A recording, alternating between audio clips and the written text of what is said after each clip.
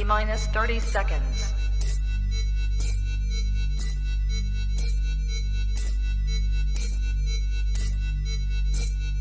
T-minus 20 seconds.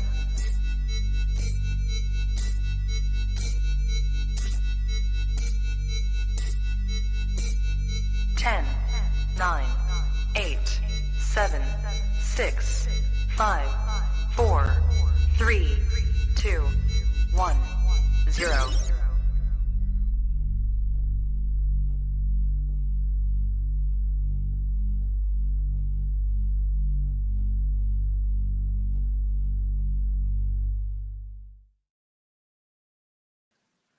Coolest reptile podcast in the world, episode 448. New breeder on the block series every Monday. Tonight we have the homie Mike from Balls of Fury. And it's going to be a great show. But what is good, everybody? Hope everyone's having a great start to thy week. It's that beautiful Monday. I'm your boy MJ. All right. Salute to everyone out there. If this is your first time hanging out with us, and if you're into keeping reptiles, you want to learn how to keep them at the best capabilities of your possibilities, and then also just learn how to breed them or whatever, man, this is the podcast to be associating to with. But tap into this podcast, you'll learn about everything as far as reptiles goes from the best doing it. All right. So make sure you hit that like button, hit that subscribe button, hit that notification bell, select all, and you won't miss any podcasts I drop here on this channel. I drop 3 shows a week. I do not miss. Sometimes a Friday, you never know. But Monday, new Breeder on the Block series. Tuesday, All in the Tree Tuesdays with my co-hosts Marshall Mendez and Bill Siegel, and then Thursday's main event Trap Talks. All right. So by hitting that notification bell, you'll be on top of all that. And you can also listen to Trap Talk Reptile Podcast on all the major audio platforms: Buzzsprout, Apple Podcasts, Spotify, all the major audio ones, man. So if you're not a YouTube person, you just rather listen, there you go. All right. So wherever you listen to this podcast, thank you so much. From the bottom of my heart, I appreciate all the love and support. All right. And I'm just at that 10K goal. All right. I've organically built this channel, all my content, and just at that 10K mark, man. So hitting that subscribe button means more than you know. So thank you so much. Really means a lot. Shout out to all the early birds. I see you guys. Get to you minute, man. But we got to get to tonight's sponsor. But before we get to tonight's sponsor, shout out to US ARC, because US ARC is the best. Shout out to you if you support US ARC. All right. Because you're the best for supporting US ARC. US ARC is very important. All right. If you're into keeping reptiles, you must support US ARC just to help us battle these legislations that could be coming to your state. You never know. All right. You just never know. Phil Goss, thank you for everything that you do. Shout out to anyone associated with US ARC and any of the volunteers behind US ARC. Really means a lot that there's this many people come together. But seriously, if you're just now hearing about US ARC and you don't know what US ARC means or stands for, go down to the second link in the description below, click on it, and read all about it, man, and become a member as low as $5 a month. Become a US ARC member. All right. And now, if you're looking for exclusive content, if you ever want to see, I was talking about Friday episodes, right? I had a Friday episode that is now only available for Patreon. That's right. Uncut, unedited live that I did is available for Patreon. So I have a bunch of exclusive content also coming to Patreon, like those lives that I did on Friday. And if you want to be on top of all that exclusive stuff, go down to the very first link you see in the description below and join the Trap Talk Patreon family. And as soon as you join the Patreon family, you get a link to the Discord that will tap you in with over 190 trappers. All right. So thank you for all the Patreon members out there and supporting this trap, man. I love you guys. Big things for all of us to come together this year. That's a fact. All right. So shout out to the Patreon members. You guys are my heart. I appreciate it. All my Patreon members. You guys are mean everything to me. All right. Now tonight's sponsor, shout out to my boy, Miguel Garcia, always evolving pythons. So relevant and still killing it on so many different levels. Appreciate my man Miguel so much. Head over to his MORPH market. Be ready for the heat that this guy's going to be posting. He's already blowing it out the water with production sales, just breaking mad records, man. So if you want to be influenced, if you want to just look at someone and just feel good about yourself, man, go follow Miguel Garcia, always evolving pythons. He's always putting people on. I'm telling you right now. Shout out to my boy Miguel. Thank you so much for everything you do. He also has an epic YouTube channel, and that's, again, always evolving pythons.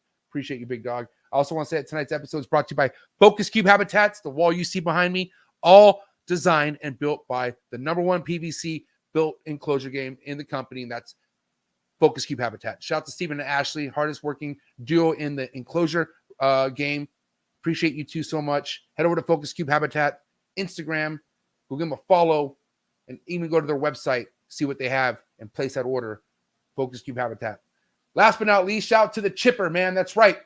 number one substrate in the game, and I have an amazing vlog I'm about to be putting out probably in a couple weeks because I have a lot of work to do. And what I mean by that is everything behind me that has COCO substrate is going to be replaced.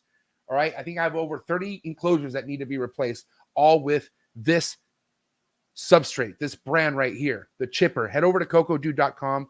All right. Type in TrapFam24 and get 25% discount off your entire order. All right.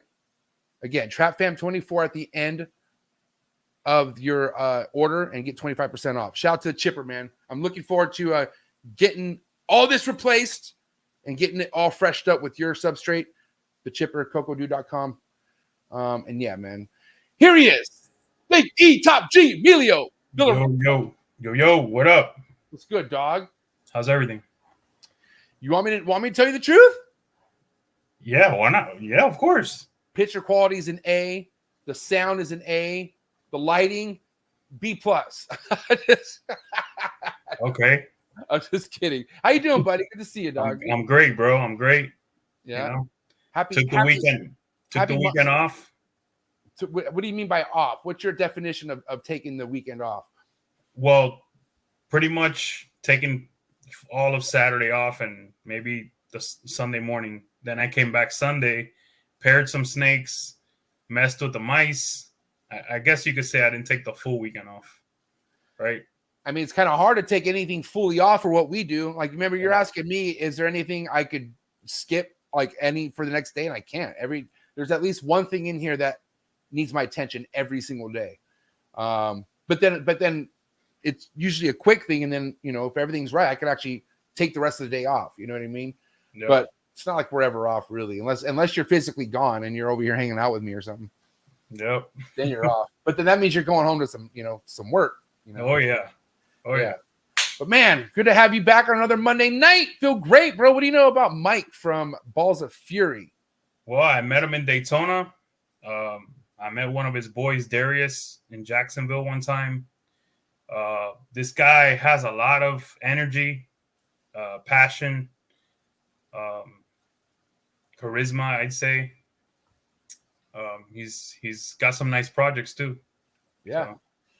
I'm looking forward to it. I'll tell the story behind like how I even came across his account, and which was this wasn't like recent. I would say like about 3 years ago now, and he could confirm the date. So he's been around for a while. I don't know if 2020 was that date, which will confirm all the dates, but I'm looking forward to tonight's episode. Let's just say that. And I want to say shout out to all the early birds. Everyone's in the chat. Should we say shout out to the homies in the chats tonight? Emilio. Yeah, let's go. All right. What you know about the homie Brian, Heath, and Hatchery? Trap Talk Patreon member of Unit Family all day, every day. All right. Shout out to the homie Ruba Exotics. What's good, Ruba Exotics? Thanks for tapping in, player. The homie Diego. You know the homie Diego right here. My right hand. Trap Talk Patreon member all day, every day. Shout. Hey, are you good? Because see, Diego's from San Diego. He's a little bit north from me, and I don't know. Did you wet up there, bro? Whoa. Pause. Hey, I hope you're okay, bro. But no, I hope anyone in SoCal, hope you're good, because like this rain is no joke, and I'm on like sniper mode with the weather right now. I'm not messing around. I'm on top of all that crap. So all seriousness, I hope you're good, Diego, and anyone in SoCal, get them sandbags ready, bro. Post those up, because damn, man, San Diego's not built, or SoCal is not built for crazy weather like this. They don't know how to handle it. Just like the driving, it's terrible. You know what I mean? Anyways, look who we got. We got Trouble. Hey, I think she takes this to a whole new level, or that. Yeah, I think that's what. I like that. But she's the homegirl, man. Shout out to Krista, Neurophi Exotics. Go check out her new Breed on the Block episode. It was quite the episode, and I'm looking forward to bringing her back on. She might be all-star new Breed on the Blocks worthy. That's how I kind of felt with her episode. Just so I agree. And don't get all excited with that, Chris. It's not for sure yet. We have to both don't go into October. But hey, listen, shout out to the homie Zach, NW Herpetological in the building, Trap Talk Patreon member, all day. Magic City Pythons, the homie JC, B Unit Family, all day, every day. Big Mike, 1776 Exotics, the OG Trap Talk Patreon member, all day, every day. Eric's Morph Factory, what is good? B Unit Family, all day, every day. The homie AB, Aiden Burke in the building, Trap Talk Patreon member all day, every day. The homie Greg Lovato. What's up, Greg? Thanks for tapping in, player. Uptown Exotics, Don D. What's up, Uptown? Appreciate you so much. Bradley P in the building. What's good, Bradley P? And we got our homie right here, the homie Lenny, Demonic Reptiles. What's good, Lenny? Appreciate you. The homie Morph Master J, the homie Johnny, V Unit Family all day, every day. The homie Angel. What a guy, this guy. I love this is my dog right here, man. Angel, Trap Talk Patreon member, my OG homie right here. This guy's a real one. Please go give him a follow on Instagram. Reptile Club 310. That's my dog. And you know what? We're gonna end that in style because I think Angel is probably the most gangsterous person in the live chats right now. Don't fuck with my man Angel. He's always carrying a shank. You just never know. But you know what? I think it's time we bring the homie Big Mike on. Are you ready for this or what? Let's go. All right, listen. Shout out to everyone in the chats. But if you feel like tonight's episode is worth of any super chats, if you have a question or a topic or you just want to show some love, don't be shy with those super chats. Drop a super chat. Emilio, it is game time. Family out there, it is game time. Do what you got to do to get your mind right. Do what you got to do to stay hydrated. Episode 448. Big Mike from New Breeder on the block. Balls of Fury coming at you right now. Let's go. Choo!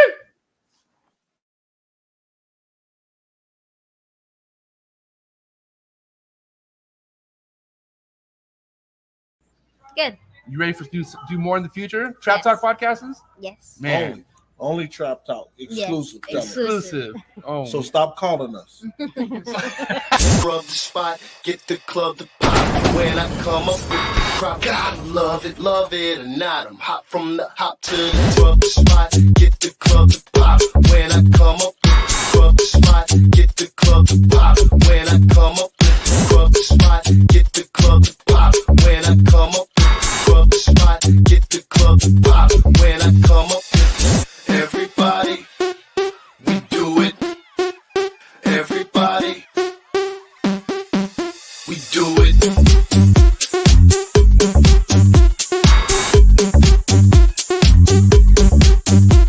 Do it. Do it.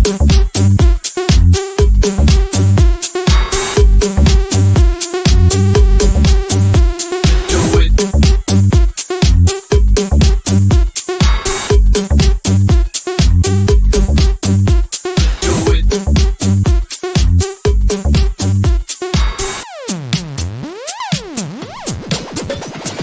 Rub the spot, get the club to pop. When I come up with the rub the spot, get the club to pop. When I come up with the rub the spot, get the club to pop. When I come up with the rub the spot, get the club to pop. When I come up. and we're live, episode 448 with Mike, Balls of Fury. What's up, Mike? What's up, you guys? What's up, MJ? What's up, Emilio? Good to see you guys. Damn, how you living, bro? I'm great, man. I'm just chilling, just enjoying the ride, man. How about you guys? I mean, listen, I'm gonna ask you straight off the get-go because I'm a shade connoisseur. I've been rocking shades to that level. I don't know how many years now. What kind of shades are those? Well, we got some Versace's. I don't even know what model they are, but I just thought they were fire. Thought I'd bring them out for the trap. I like those. I like your style. So thank you for coming like that. I respect that, man. But yeah, so check it out. You've already met the homie Emilio, so you guys already met. I don't have to break that ice. And it was Daytona that you guys met? Yeah, we met down in Daytona. I was kind of bummed though. I didn't get to talk to him that much because I think you were with KG, and KG had to leave because there was a hurricane or something in California. Had to fly back, if I remember correctly. Damn, hurricane in Yeah. California. Yeah, we were, man, it's a huge show, bro. We were walking around getting from point A to point B fast. I still didn't get to see the whole show. I don't know about you, bro, but I didn't get to see every table. Well, I went both days, so I pretty much covered the whole landscape, and I made 2 videos on YouTube as well, kind of covering the whole show, interviewing some of the vendors there, which was really cool. Got to meet a lot of cool people. I'll be back again this year, so if you're down there, man, we'll definitely link up. Yeah, you got to we'll come out to Daytona, MJ. Dude, this is listen, it's already going down. Trust me. I gotta stop saying that because I say this and I get jinxed a lot, but I'm telling you right now, this is the year where I'm gonna do my normal trip southern Florida, and then I'm gonna be going to Daytona, and Daytona is probably the number 1 show that's on my hit list, more than Tinley, more than anything else. It's all about Daytona this year, and I'll see you there, player. Are you in Florida though, Mike? Where are you from? So I actually lived in Florida for 4 years. Because if you guys didn't know, I'm actually a full-time doctor of chiropractic, and that's where I studied and got my doctorate in chiropractic. Respect. So I lived there for 4 years, but right now I'm located in Rhode Island. That's where I was born and raised. That's where all my family is. So I moved back up here after I graduated. Nice. Okay. You definitely got that East Coast vibe for sure. I think Antoine said he's not sure if he should go to the gym, tan, or laundry right now. Shout out to Antoine, man. But yeah, East Coast, bro. I mean, fuck, what a place. Because you guys, I mean, where you're from specifically, not me though, because he's luxurious East Coast. You deal with some weather, bro. Like it's crazy, right? So I'm curious, reptiles you've always been fucking with on the breeding level for how, like, all your whole life, or did that come new? So the breeding level, I established Balls of Fury in 2020, but my first introduction to reptiles was when I was 11 years old. Every weekend, I used to go over to my uncle's house just to kick it with Unc and, hang out with the fam. And one weekend I went over there. He had a tank in his living room that wasn't there before. And, as a kid, I'm super curious. I go over, look inside the tank. I can't find what's in it. I'm like, what's in the tank? And he's like, oh, I just got a pet snake. And so he's like, you want to see it? And of course, I'm like, hell yeah, I want to see the snake. Take it out. So he takes it out, and he's like, you want to hold it? So I'm holding it. And as I'm holding it, I ask him, Unc, what type of snake is this? And he's like, oh, it's a ball python. And from that day on, man, I was obsessed with snakes and reptiles. And for like 2 years, I begged my parents to let me get a snake, but they were not about it. They didn't want it in the house. They didn't like reptiles. They were afraid of them. So during that 2 years of begging, I did a ton of research. I read books from like Petco. I used to read Reptile magazine. And that's when I came across Snake Bites TV with Brian, started watching that. And on my 13th birthday, my parents finally gave in and surprised me with a pet ball python. And that was my first snake. A couple months later, I ended up getting a hypo boa constrictor. And then a few months after that, I got a call strain albino boa constrictor. And then I posted my first ever YouTube video, reptile related video, in March of 2009. Damn. It was a red-tailed boa care video. And I remember like HR 669, I made a video about that like when I was 15, about when they tried to abolish like the pet trade, all that stuff, man. And then as I went through high school, I had the reptiles. And when I got to my senior year, I had committed to Franklin Pierce University to play baseball, which is in New Hampshire. So I had to move away from home, and I couldn't take the reptiles with me. And my parents didn't want the responsibility of keeping them. So I actually ended up rehoming all those snakes I had. And I went away to college, graduated with my bachelor's of health science. And then I ended up in Daytona Beach, Florida, or like right outside of it. The school I went to was in Port Orange. And as you guys know, I mean, Florida used to be the mecca of reptile stuff. Like if you went down to Florida, man, there was reptile stuff everywhere, like Gatorland, all those places. And I really wanted to get a pet while I was down there because I love animals. My dad, he used to breed French bulldogs and English bulldogs growing up. Oh, wow. And still till this day, he breeds parrots. So if anyone in the live chat's looking for a parrot, let me know. I can hook you up. Yeah, that's what's up.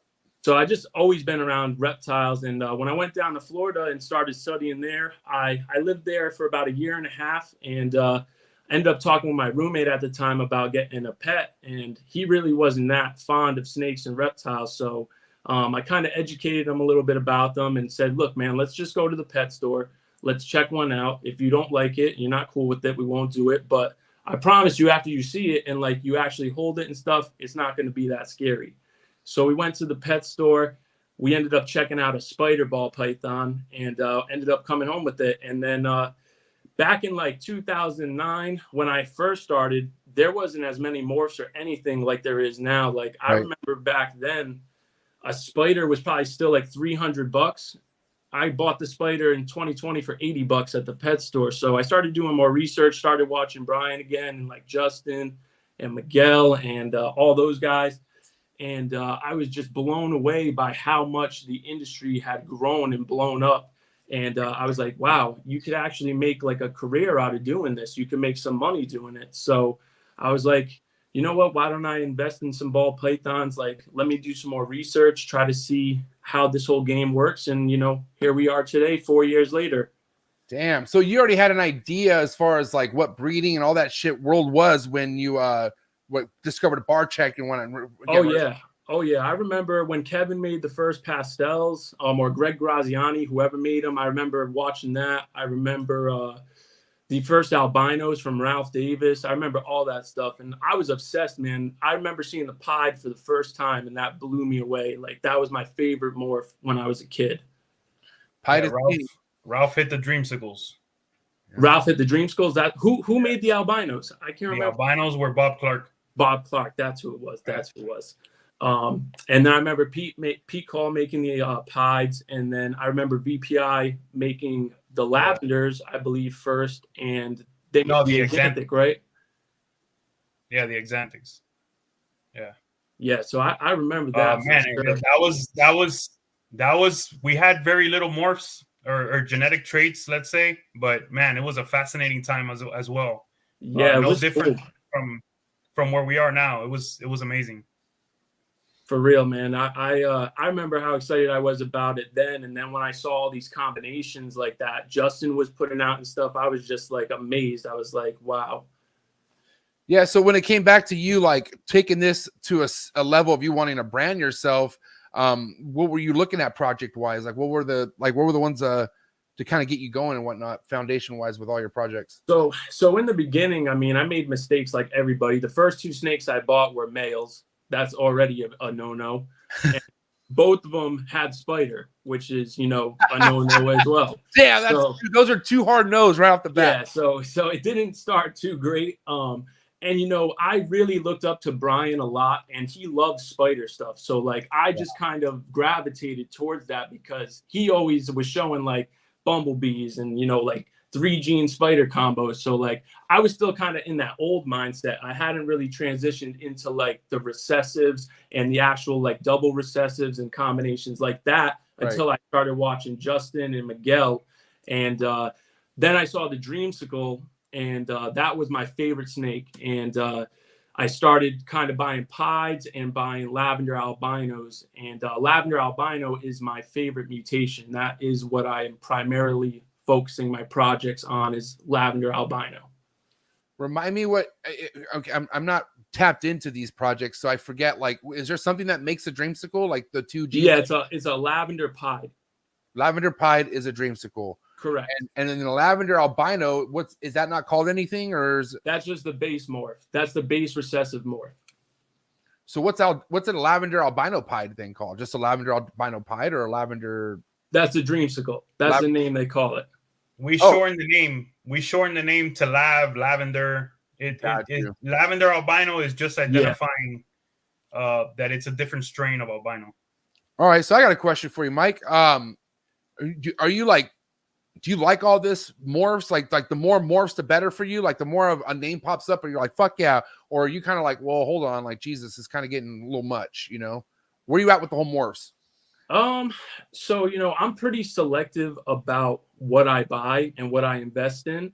I always try to buy a visual if I can. Like, I don't like waiting. I don't like that. I don't like to get heads. I try to buy the visual off the bat. And I also try to buy extremely rare animals. And I just try to stick to morphs that I like, that I'm really excited about working with. Like, I want to come in the snake room every day and open a tub and look at a snake that I'm super excited about breeding or growing up. And that's what keeps me passionate and motivated. But, you know, I think it's cool with all the new recessives that are starting to come out, like Monsoon and the Tornado. Is that a new one that just came out? The Monarch stuff, all that stuff, Moray, whatever those are. But, you know, as far as like my personal goals, you know, my goal has always been to try to make worlds first. That's what I want to make is worlds first, stuff that nobody else has, that you could only get from Balls of Fury. I will never forget. Because this, I mean, like when you come in the world, the whole set, you get into anything, the whole thing of a world's first sounds pretty appealing, right? Because you're like, whoa, what's that? And then you think, I can actually make a world's first by looking at a pairing and not knowing that it's out there. And I just remember how, like, I don't want to say cool, but I was like, wow, like, I could be making a world's first, right? But then I realized that there were so many other people fucking saying that. And I was like, God damn, this shit's getting old, you know? And also because I'm like, what's really a world's first? Like, it's, you know, it's, and so I always like kind of struggled with that. But I don't know, like I think if you're really tapped into certain things that you really want to work with, I mean, sky's the limit, like we're talking about. And that's kind of like the lovely side of the ball pythons, because like Emilio, like, do you have any projects you work with that has like a roof over its head that you feel like, or do you feel like any project you work with has unlimited capacity, unlimited sky potential, with all that? Well, I mean, I'll be working on some quads real soon, with a couple codoms, but I mean, there is no ceiling really. But getting back to the world's first conversation, I will say that there are tons of people there in the background.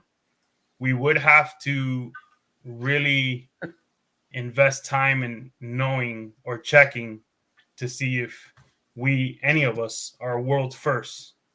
Like, there's people in Sweden that are messaging us now, people all over the world that have these animals. So again, yeah, it's amazing to have those goals, right? But we have to verify these things. Well, let me kind of like rephrase what I mean by world's first. So also, I want to make stuff that, you know, maybe there's only one or two of them on Morph Market that you can buy. Let me be a little bit more specific. And then, you know, obviously keep some for myself. That's more so my goals. World's first maybe isn't the right, you know, term for what I was trying to describe. But I get excited, man. I just start rambling. So, but yeah, man, as far as like all the snakes I invest in too, I always research what the genes do and how they might interact with that mutation. Like, as far as lavender albino goes, like, all the darkening genes work amazingly with it. So like I'm working blackhead into it heavy. I'm working leopard into it, confusion. And then I also love what Enchi does with the lavender. You know, it turns it pink. It really saturates the color. So I'm really just trying to figure out like the best combinations to make the highest contrast looking snake, the brightest lavender albino I can. And just messing with it. And I also already have it in the pied version. So I have the lavender pied as well. I have the dream skulls already. So I'm just looking at trying to make some creative combinations with it that maybe other people aren't thinking about.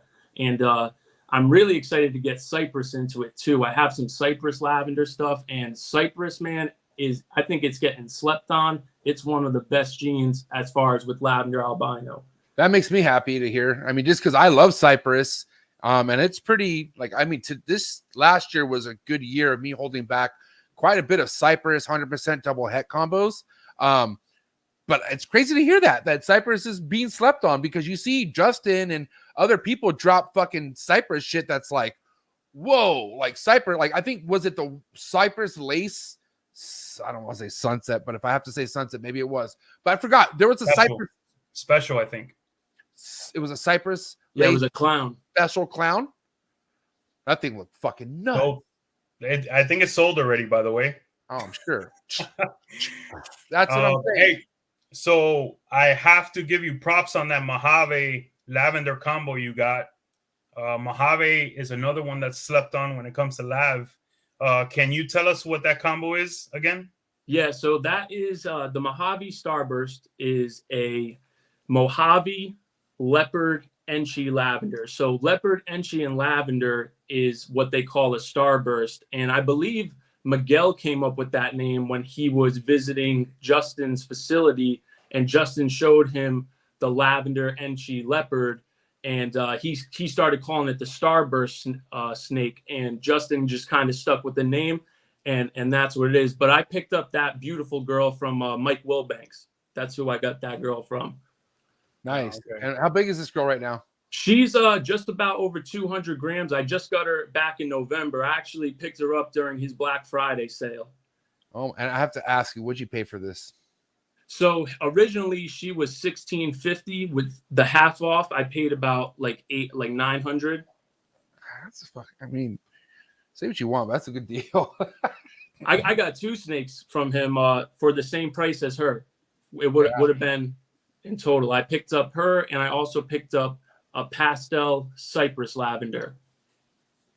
Now, obviously, with you kind of grasping what's currently happened into the market, like since you kind of stepped out back in 2000, when did you go to college? So I graduated high school in 2012. So I was out for about 8 years.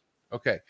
So did you kind of grasp pretty quickly as far as where it was headed, like future wise for these morphs, like double recessives, triple recessives? Were you kind of keen to that stuff right off the bat, or did you kind of like learn as you were getting more deeper into it? I would say after like my first year of, starting to build the collection, I started to kind of realize that. But when I was like in my teens and, just had them as pets, I really didn't even care about that stuff. I just liked them because I loved reptiles. But I would say, I was always watching Justin to kind of see like what he was going to do and kind of where the trends were going. And then as I learned more about the genes and started to pick up on the genes that I really liked, I just started gravitating towards those and kind of, made my own goals. I want to make stuff that's different from what everybody else is making. I don't want to make the same, leopard DG as everybody else, or, stuff that's already been, heavily produced. And I think lavender albino is slept on. I think a lot of people got out of the project. And so I think it's a good opportunity to make some stuff that, could be really cool, impress a lot of people, and, just bring lavender back to the forefront. I will say, I'm going to do Emilio on this one. I will say that lavender albino did calm down quite a bit. I don't know what's going on, but it got a little bit more quiet with lavender albino since I've started this podcast. I'm not sure why.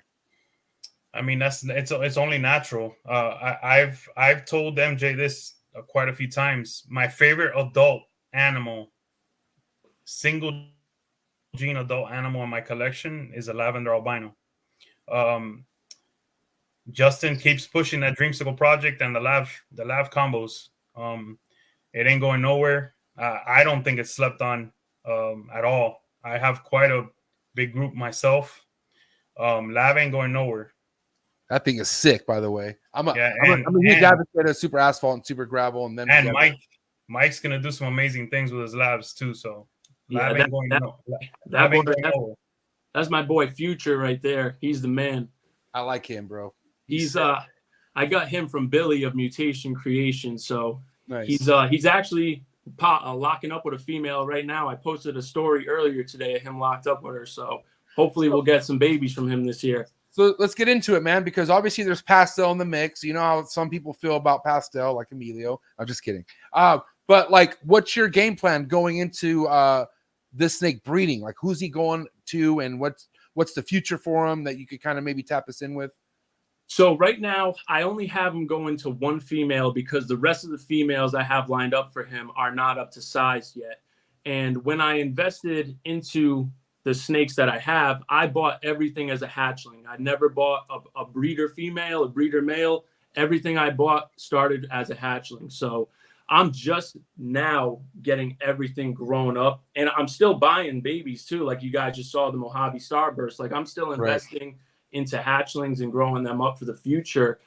So a lot of the females for him won't be ready till next year. But the female I have him going to is just something simple. She's a pastel orange dream yellow belly. So should make some really cool freeway stuff. That'll be 100% het for lab. And other than him, is there a lot other pastel going on in your collection right now, or not? Really?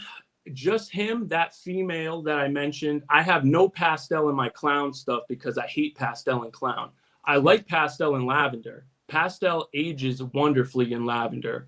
And I think a lot of people don't realize that because the way that the pastel interacts in the pastel cypress lavender I was telling you guys about, the cypress and pastel actually made the lavender color like almost like a gray. Like it looks axanthic. It's crazy.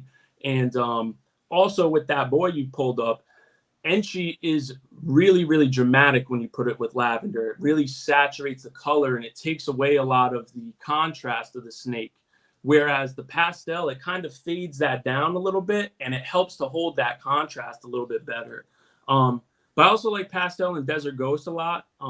But the only thing I don't like it in is clown, to be honest, unless you got DG in that clown.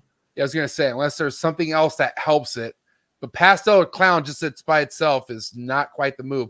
Unless it's like 100% double head, something legit, then work it out. But in that case, you're gonna have an ugly snake in your fucking rack for sure. Emilio, yeah, I'm definitely not a fan of the pastel and clown.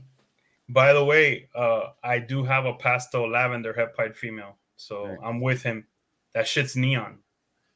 And can we let the record reflect too? Pastel and pied is usually a good go-to from what I've seen. Definitely. Yeah. So I'm saying like that's why I get it. Like, okay, cool. And it's mostly the newer people that go like team this, team that, or whatever. But motherfucker, we need it all. Like we all need this shit. And the other one we don't need, I'm so sorry, is Spider. But I could even be wrong because I think there was somebody who made something at some point where there was Spider lingering. And there was all this other sick shit. So I can't really deny Spider either. Like everything has a place. And I'm not trying to be all like Mr. fucking ball python hippie guy because I'm really not. I'm stern on my shit. But I am starting to realize you can't hate on anything nowadays because anything could be relevant just like that. Like it doesn't matter. And that's why I love the ball python game because I do feel like anytime I do have a certain feeling about a certain morph, somebody posts something with that morph and I go, oh, wow, that's pretty sick. You know, but I like that though. Like this is the one time in my life where I don't mind being wrong because it feels good. You know, it's fucking sick. I got one more thing to say because I keep getting this pastel heat, right? I am not morph shaming anything. All I'm saying is that you shouldn't have 35% of your collection be pastel. It 35, shouldn't be 34 is cool. Okay. The industry out there, 35% of the animals for sale are freaking pastel. That's all I'm saying, people. I'm not a pastel hater. I have pastel. Yeah, but also could this come from people wanting to get rid of their pastel? So everyone's posting it right now. I bet last year it was about the same. Just saying. Maybe because of this podcast, since you've been hating on pastel so much, it's gone up. Emilio, have you thought about that? Blame the villain. Blame the villain. I'm trying to help people, bro. That's all. Blame the You want to know how much pastel I have in my collection? 12%. 5%. I can't even have that number. I don't even know the percentage. I don't even know what I would do. I can't even lie. I think in my ball python, you don't have a lot of pastels, bro. I saw your whole collection. I know, but I think it's more than 5% for sure. It's more than 5%. Nope. I bet you we'll have that number next week. Wow, I love that. It's not 5. Hey, real talk, Mike. Are you a numbers guy? Like, do you like this number shit? Like behind, like, you know, Emilio, like 5% pastel. Like he has other, because I think maybe the rodent game and his previous career, what he did got him this sharp. But do you like the numbers? Do you like going over all that shit yourself in your own collection, Mike, or not? Really? I do and I don't. I'm not a big math guy. That was my worst subject in school, man. So, you know, the numbers I stick to is, you know, having more females than males. That's what I care about. And, you know, I keep pastel in projects that I like it in. And I think I have 41 snakes right now. I think I only have 4 with pastel. And they're all either lavenders or pieds. All right. I got one more thing to say with what you said when it comes to males and females. Be careful because the industry has taught us to have very little males, right? Bro, let me tell you something. There's going to be times where you wish you had a backup male for a project. That was me 2 years in a row, for sure. Bro, let me tell you something, Mike. I'm keeping males this coming year because, there could be a time where a male just, he's soft, bro. And it kills you. You know what I'm saying? Yeah, no, I agree with you. So, so I would tell people out there, don't be so lean on the males. Be careful. Yeah, so I do have a backup male for every single project that I have. I have 29 females and 12 males. So got a pretty good ratio of males to females. And, you know, I got my number one boy for the projects. And then if he doesn't do his job, I got something in the background that is either just as cool as him or, you know, something a little less powerful, but we'll get the job done, you know? All right, listen, roundtable discussion on this. Let's all see what we agree on, okay? Because I have a certain stand on this, and I know a lot of people out there feel like, oh, this is my opportunity to buy this at this point, but I feel like timing's everything, right? We will all agree, like Mike said, when you come into this, it's important to have females, not just males, right? That's a big check mark, right? But let's be honest. If someone's coming into the game and they don't want to start with someone else's adults, they don't want to even start with sub-adults, they want to fucking grow all their shit from hatchlings, do they have any business buying a male for the first year, even first year and a half at all? Like, what's like, I look at it like, what's the fucking point?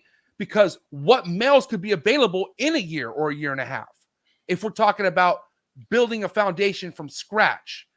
And it just drives me nuts because I've talked to people, like a lot of morph market inquiries where guys are like, well, I need males. And I'm like, well, how long have you been in this? And it's my first year. So I'm just curious. Who wants to go first on how they feel about when they should be really looking at males to get for their females? You go ahead, Mike. All right. So me personally, I wouldn't buy a male for a project. If you're starting from scratch, I would at least wait a year and a half before you get a male. And I would at least have 4 or 5 females for that male before you even get them. Because you guys know how it goes, man. Like one female stops eating, the other one reabsorbs. You're already down 2 females right there for your breeding project with that male you lined up.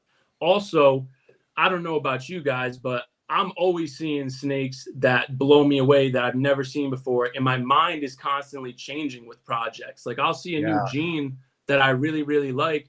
And then I'm stuck because I already bought this male and I can't go and, you know, incorporate that unless I get it in the female.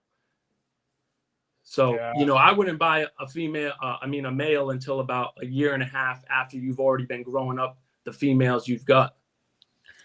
Well, yeah, I agree with that. And what I would say is, yeah, your path can change the way you want to go. Also, on top of that, you got to take market fluctuations into consideration. Yeah. You know, in a year, that animal, you might get a better animal than the one you're getting at the moment where you shouldn't be buying, or you get that animal, you know, for a little less money the following year. Yeah. I mean, gotta say it. That's how the shit goes, you know? Yeah. I mean, it's just like biggest thing about the market. Like it could really change the direction where you even want to take this project because where the market's currently at. You just don't know where things are at. And also like what you were saying, Mike, you never know if something just pops up. My biggest thing is, you know how many times I bought in something and not even a week later, something that I could have had even more important was all of a sudden available. And I'm like, what the fuck? And even from the same person sometimes. I'm like, dude, you never told me you had this. You know what I mean? And it's sneaky motherfuckers who do that. You know what I'm saying? Because it gets you to just want to go spend more money with them. And I think it's a great tactic. But really, like, I feel like if you want to start from scratch, there's nothing to even consider male-wise for at least the first year and a half. I would say, like, you know, because one thing too, let's be honest. Yeah, there's hacks. Yeah, there's ways of getting your males to get up to size quick, whatever. But we can't guarantee that. Some males take longer to get to size than others. You know what I'm saying? But then also too, let's think of it this way too. If you wait a year and a half, you can even consider buying a male that's not a baby. You could even maybe find a male that is even a proven breeder, or because you never know. I mean, the biggest dogs in this game always let go of the heat that isn't really relevant to them anymore, and it could be hella relevant to us. You know what I'm saying?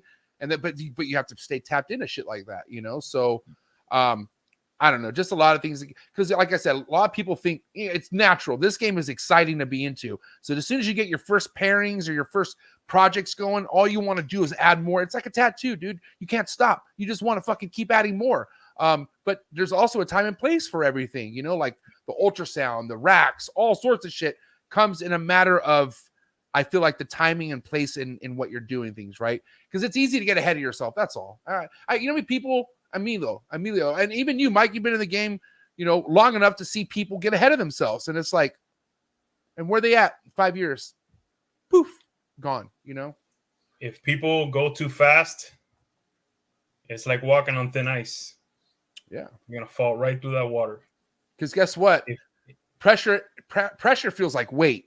Let's be honest. And even though it's not physically weight, to mentally, pressure is heavy and it weighs you down. And that's when that ice becomes even thinner and it breaks you through the ice, man. And why do you need that pressure? Like, it's just you don't need that type of shit yet. You know, the pressure comes when you got fucking locks and all that shit happening. That's good pressure. But why even timing? Yes. Time and experience will give you solid footing in this game, in anything in life. Yeah. Now, it's as simple as that. We're going to get into some topics right here, Mike, because you definitely seem like a real motherfucker. And I definitely like, it hasn't even been an hour yet. And I like you a lot more than I did before this podcast even started, because we're getting to know each other more, dude. But also, let's keep it real, because you stood out right off the bat. I think it was your pink shirt. All right. I don't know if it was it was something that I was like, who is this guy?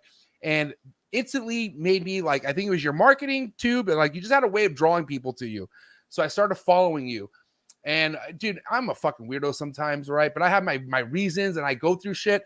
And I know and this is just me to this day, I don't like following a lot of people. Like, meaning I don't like to have thousands of people I follow, because I think that's annoying and it just doesn't look right to me, right? So I keep my following very strict, bro. Like I only follow who I want to follow. And I remember you were one of the first people that it was bothering me that you kept posting other people's stuff, right?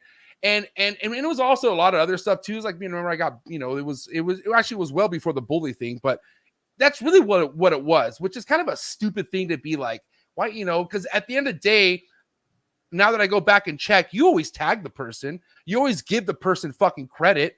And I can't be a fucking hypocrite, because Texas Chondro, one of my sponsors, but even well before he became a sponsor, he was one of my favorite accounts that I followed. And all he does is put other chondro breeders on his account. He posts a bunch of other people's stuff. So I'm just like, why do you care? Like, first and foremost, he's helping other people grow and it's helping him grow. And first and foremost, they're not your snakes. So why do you give a fuck, right? And so what really got us back together was when pause. But what really made me start following you was when you kind of stood up for me during the whole bullying thing, because you did see a bunch of shit that even you got caught up with about why we should tear MJ down. And then you and I finally had a talk, and we talked for, we actually physically chopped it up, and it led to where we're at today, right? That's when you and I had a respect for each other, and I started fucking with your stuff, and I still saw that you had your same routine, your Monday motivations, and you're putting other people on. And I think that's great. Only because you choose to tag the person, right? But let me ask you this. Did you know that was going to help you kind of blow up on Instagram, like posting other people's stuff? Or do you feel like it's your own reels that really got you cracking on Instagram? I'm curious. I mean, I would say it's a little bit of both. Let me tell you what my intentions are with Morph Monday. So the reason I started doing Morph Monday is because there's a few reasons. I love educating people. I'm like a snake nerd, man. Like, and I'm really interested in genetics. So when I post those snakes, and I can't control who reads the caption or clicks to see who's tagged. It's out of my control. But in that caption, I always say what the combo is, which the breeder has already put out there. If I don't know what a combo is, I won't post it for Morph Monday. And if I don't know who produced it, I won't post it either, because I don't want to take credit for someone else's hard work and achievements, because I know the kind of time, work, money, and all that goes into making that amazing snake. And if you go and read the captions, I tell you the combo. I tell you what genes are incomplete dominant and what genes are recessive. I break down each individual gene and tell you how it's influencing the actual visual appearance of that snake. And then after that, I shout out the breeder, congratulate them on producing it. I always tell everyone to go check them out and follow them. So education was one of the reasons. Obviously to promote the breeder and congratulate them for their hard work and achievements. And yeah, I'm not going to lie, it definitely helped me grow. I mean, the reels, though, are really what turned me up. I had one reel that got 13 million views. It was a video of my spider ball python shedding its skin. And I put like a funny audio on this thing, and it just blew up. I gained 8,000 followers in 1 week off of that reel. And I think the reels are really what gains your following. I mean, those Morph Monday pictures, they'll get maybe 1,000, 2,000 likes. Whereas, some of my reels will do like 10,000 views in a day. And, you know, on average, most of the reels I post will get 10,000 or more views regularly. So I think the reels are the way to go for sure. But I love taking pictures of the snakes too, man. I think showcasing your animals and other people's animals are important. And another reason why I did Morph Monday too was because I want everybody who's doing things right to eat in this industry. And I'll tell you guys a little story about a Morph Monday and a connection that it led me to with somebody. Last year, the week of the 4th of July, July 3rd was Monday, and I posted a TSK Axanthic Batman by Ball Brilliance, fire snake. So my boys, Darius, AJ, and Dre, they all came up from Florida to visit me to shoot content, and they're also partners with me in Balls of Fury. They've invested into some snakes, and they've invested in projects of their own too, and they're under the Balls of Fury name. So shout out to those guys, the Recessive Gang. So we're all chilling. We had just filmed content, and at the time, I had my phone number on Morph Market because I had just had some snakes that I put on there that I produced, and we're chilling. I get a phone call from a Chicago number. I pick it up and I'm like, hey, this is Mike. How can I help you? And on the other end, it was Levance from Straight Fire. And I never met Levance, never talked to him at all. I know who he was because I was following him. I think he produced like a Stranger Desert Ghost Clown. Thing was ridiculous. It might have been an Ultramel Stranger Clown or something like that. But he hits me up and he's ready to like drop a bag on this TSK Axanthic Batman. And I'm like, hey man, that's not my snake. It was produced by Ball Brilliance. And he was like, oh, all right, that's what's up, man. Thank you for letting me know that. You know, I'm really rocking with what you're doing. Keep going, keep doing what you're doing. I'm gonna keep my eye on you.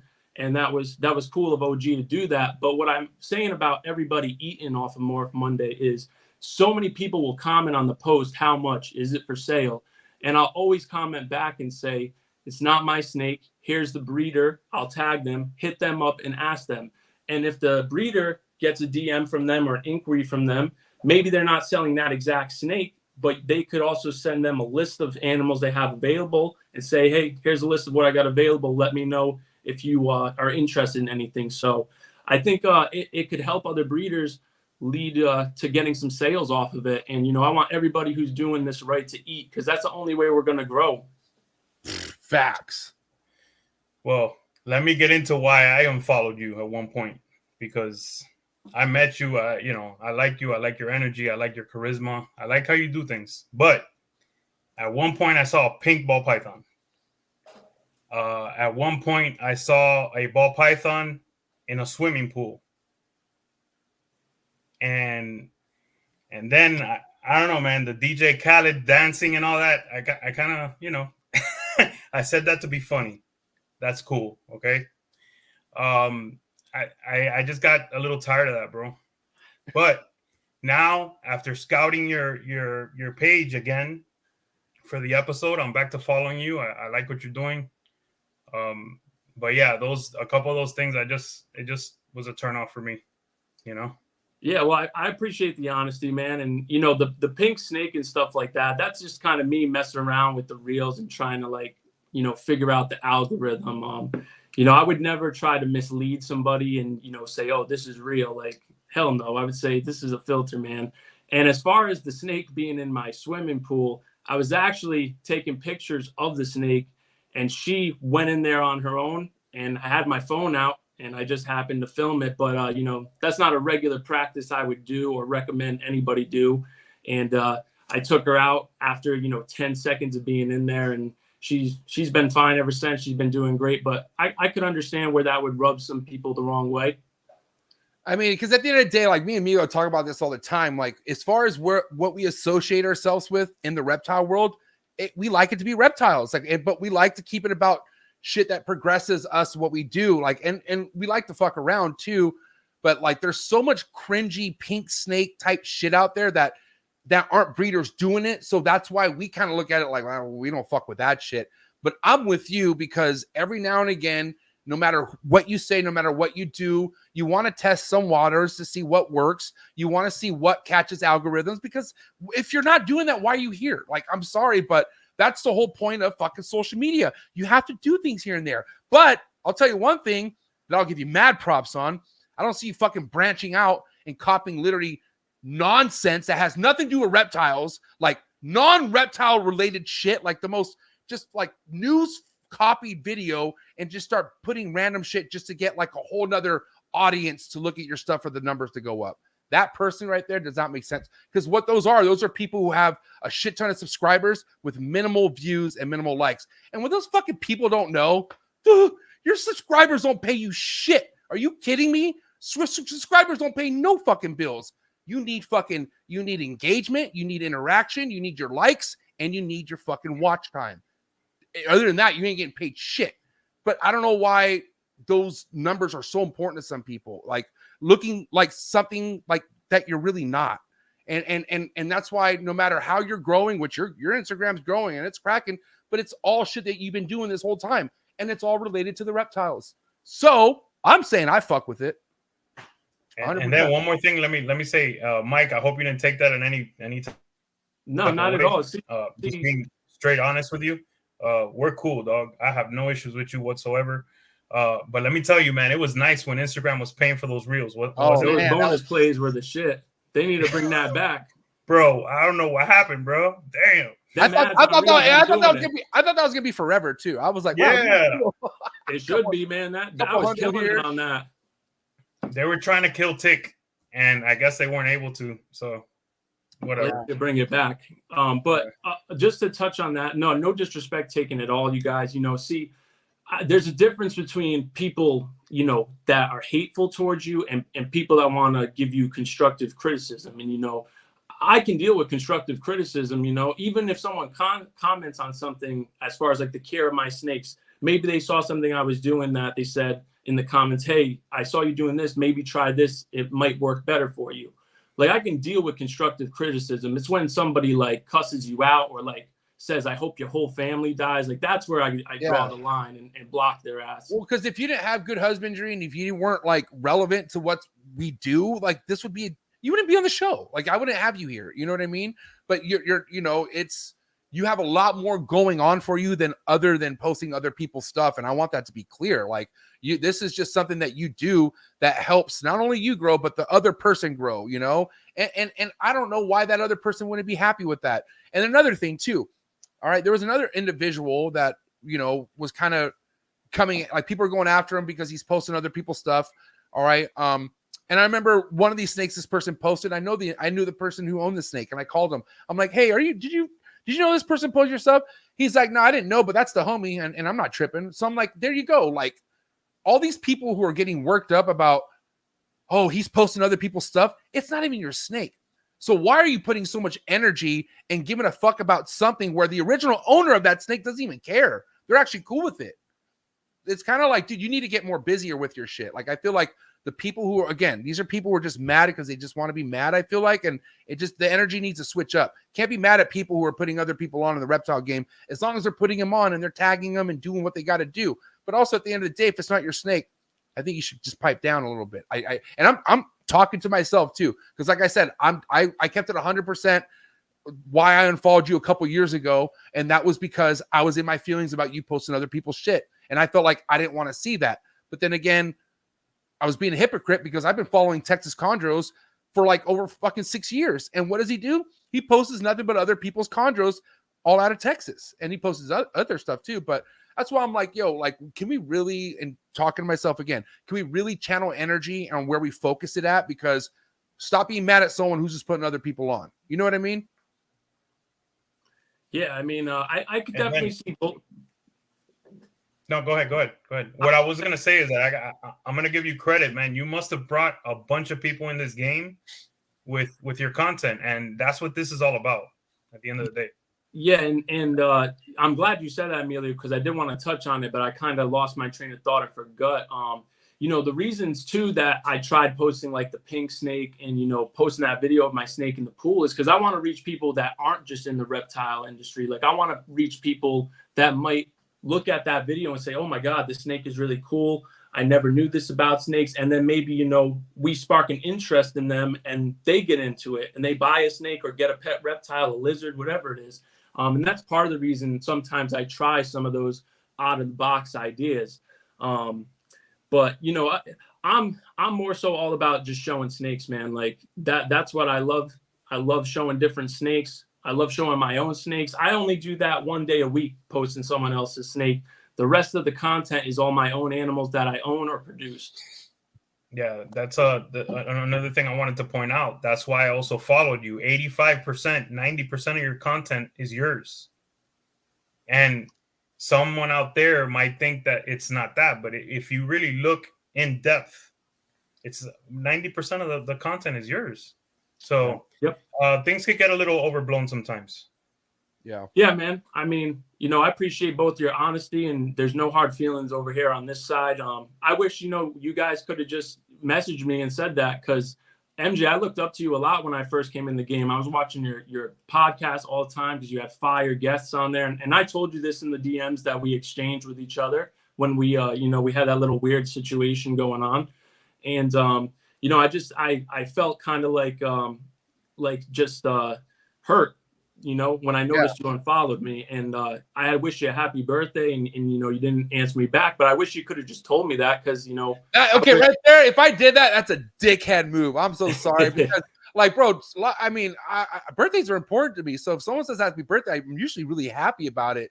And I don't think you ever made me that mad for me not to say thank you. So thank you. Thank you for wishing me. You're welcome. You're welcome. But let me say something, though, too, bro, because like I said, I've, you know, I'm not trying to toot my own horn, but I've grown quite a bit, like, since 2 years ago. For sure, 2 years ago, I've kind of come a long ways. And I've also noticed people that kind of gotten the short end version of me only because I not really misjudged them, but just kind of put them in a category in my head that they don't deserve to be in. You know what I mean? And I will never forget, because, bro, when a year ago, when all that bullying shit was going down, that's who I really saw who my true friends were. Trust me, because people, I don't know if they didn't know that I might have just gone to go scavenge and see what was being commented, but I didn't know a lot of people who didn't like me, like that didn't like they all of a sudden had something to say about me, and they had all like things about me, and I'm like, holy shit, this person feels about this way with me. And I remember like you chimed in, and I'm like, dude, this, and mind you, you might have only maybe gone off of what you heard when you commented, but I know one thing for sure: if we would have stayed in touch, and if we would have just kind of stayed in contact, you would have never felt the way you felt in that comment when you dropped it, right? Because you would have been tapped in on what was really happening with my situation. So, but then again, that all led to us being homies today. Like, there were so many good things that happened from me trying to get canceled, which I am thankful for. Like, it brought me closer to a lot more people and stuff like that I feel like I should be close to. But either way, man, like, what you said was the most important thing. Just go to the person. If somebody that you follow is doing something that bothers you and you're like, man, I don't want to unfollow them, but, you know, maybe just go to them, dude. Like, it's not that hard. I mean, me and Milo keep it real to each other all the fucking time. And we keep it real to our fucking Patreon members and the people who fuck with us. It gets raw in our chats. Ask Emilio.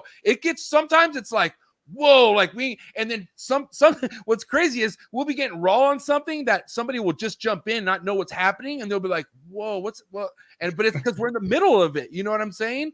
But like, the truth will set you free. And we just try to keep it 100% real with each other. But what's not keeping it real is just unfollowing and just being a fucking dick and just erasing the person out of your life. I will say that I did that a lot. And I still sometimes do that, I will say, and I'm trying to be on it. But then again, the unfollow is a feature that we could use for a reason, okay? So you don't need to follow someone out of pity, and I won't follow nobody out of pity. If I don't think what you're doing is eye-appealing to me, I won't fucking follow you. That doesn't mean I don't like you as a person either. So then again, if you're somebody out there who's like, MJ unfollowing me, that doesn't mean I don't like you, just so you know, okay? I want that to be clear first and foremost. It's just, I'm only here to keep my attention on things that I love, and that's the reptiles, dude. I'm only here for the fucking reptiles. That's it. We could be friends too, but you better have reptiles involved. That's it. All right. Sorry. Went on a rant. Whoa, what happened? Yeah. I feel like a phone call is the way to go when you have to talk to somebody. Even a quick message, bro. It doesn't even have to be a phone call. Just a quick, like, you know, get your point and say, listen. Yeah, but if it's important, I think a phone call is better. Yeah, I think me and MJ, we exchanged like voice notes. So it was basically like a phone call. That works.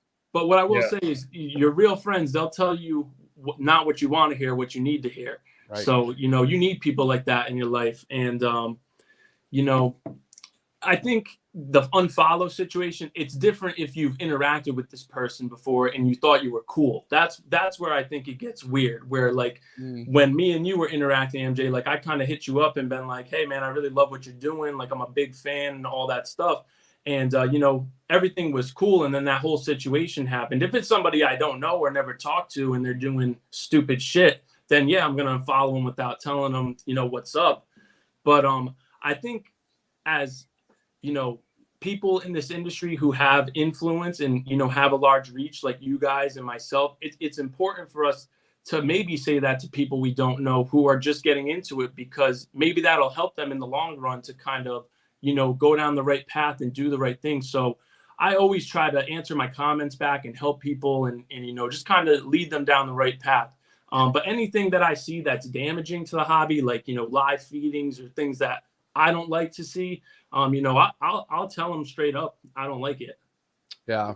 And what's crazy is like, that's something that is worth unfollowing and not fucking with, you know what I mean? And that's not any of the case here with you whatsoever. That's why the biggest reason why I want to have you on the show, to let people know that how worth it is fucking with your page. You know what I'm saying? Because you got a lot of great stuff. And some people, you know, I don't want to say it's purely jealousy, but some people wish they could figure out how to post a simple reel. Not everyone knows how to do that. I mean, believe it or not, 2024, some people don't know how to take a basic picture without having a sock or a laundry fucking basket in the background. You know what I mean? So some people are slow to this, bro. And that's why it's kind of like, all right, you're just maybe hating, and, you know, and then all of a sudden they figure it out. Now they're doing the most outlandish shit. But I'm saying, man, the reptiles is what's relevant to all of us and why we're here. And your shit's cracking, bro. I will tell you that right now. So, and I want to kind of get back into the breeding side of things, because I know it's 2024, and obviously some people are holding back. Some people are going full force this year. What's it looking like production wise for you, and where do you want to take production? Are you trying to max it out? Or are you trying to like, I'm going to just do less? What you got for us? So this year, myself and, I also mentioned my guy Darius down in Florida. He's got a couple pairings as well. Between the both of us, we have a total of about 8 to 12 pairings that we could potentially hit on. And it's all recessive stuff. Like the majority of stuff I'm breeding this year is going to be visual clown stuff and double het lavender clown stuff with codoms in the mix. And then I told you guys the pairing with my boy Future, the pastel super asphalt, super Enchi lavender. And then I did have a plan to do some pied stuff, but I waited a little bit too long to buy my other male for that project. So he's not quite up to size yet that I'd like him to be at. So I'm holding off on that.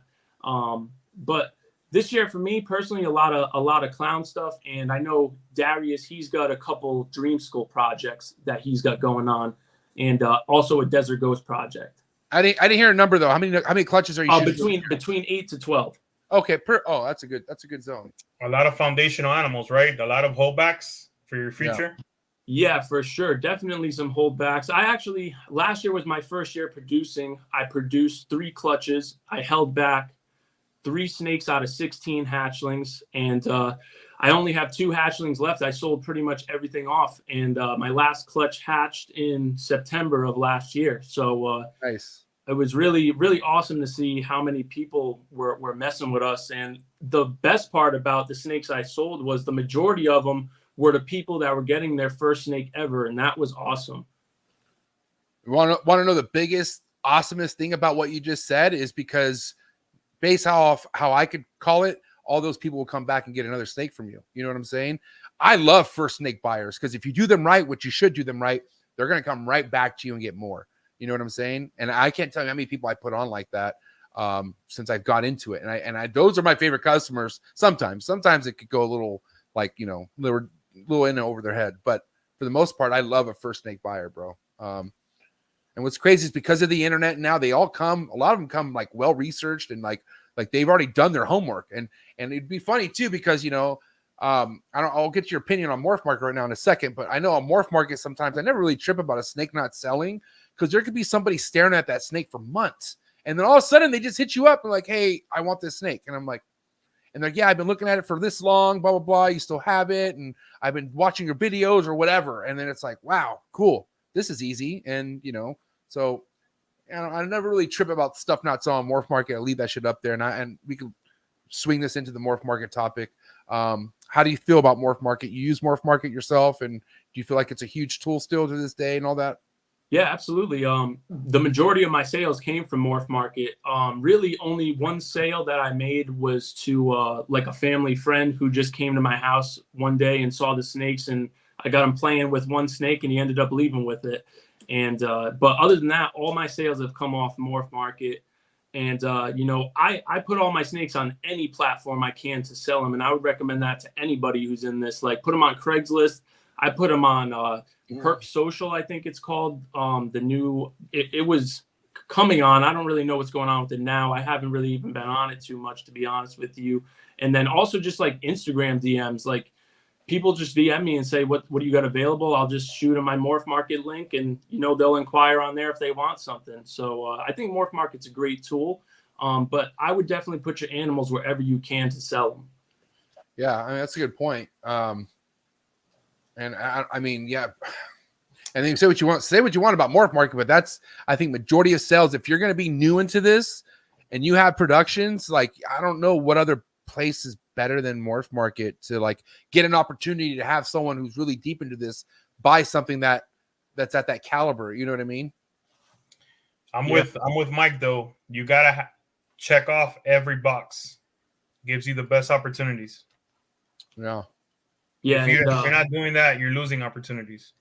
The crazy part is too, man, like I was saying, most of the people, I'd say out of the 13, well, let me say I got 2 left out of 13 I put up for sale. So out of all those snakes I sold, the majority of them, I'd say at least 5 of them were first-time snake buyers, and they even know about Morph Market. So it's a big tool, and I was shocked that they knew what Morph Market was.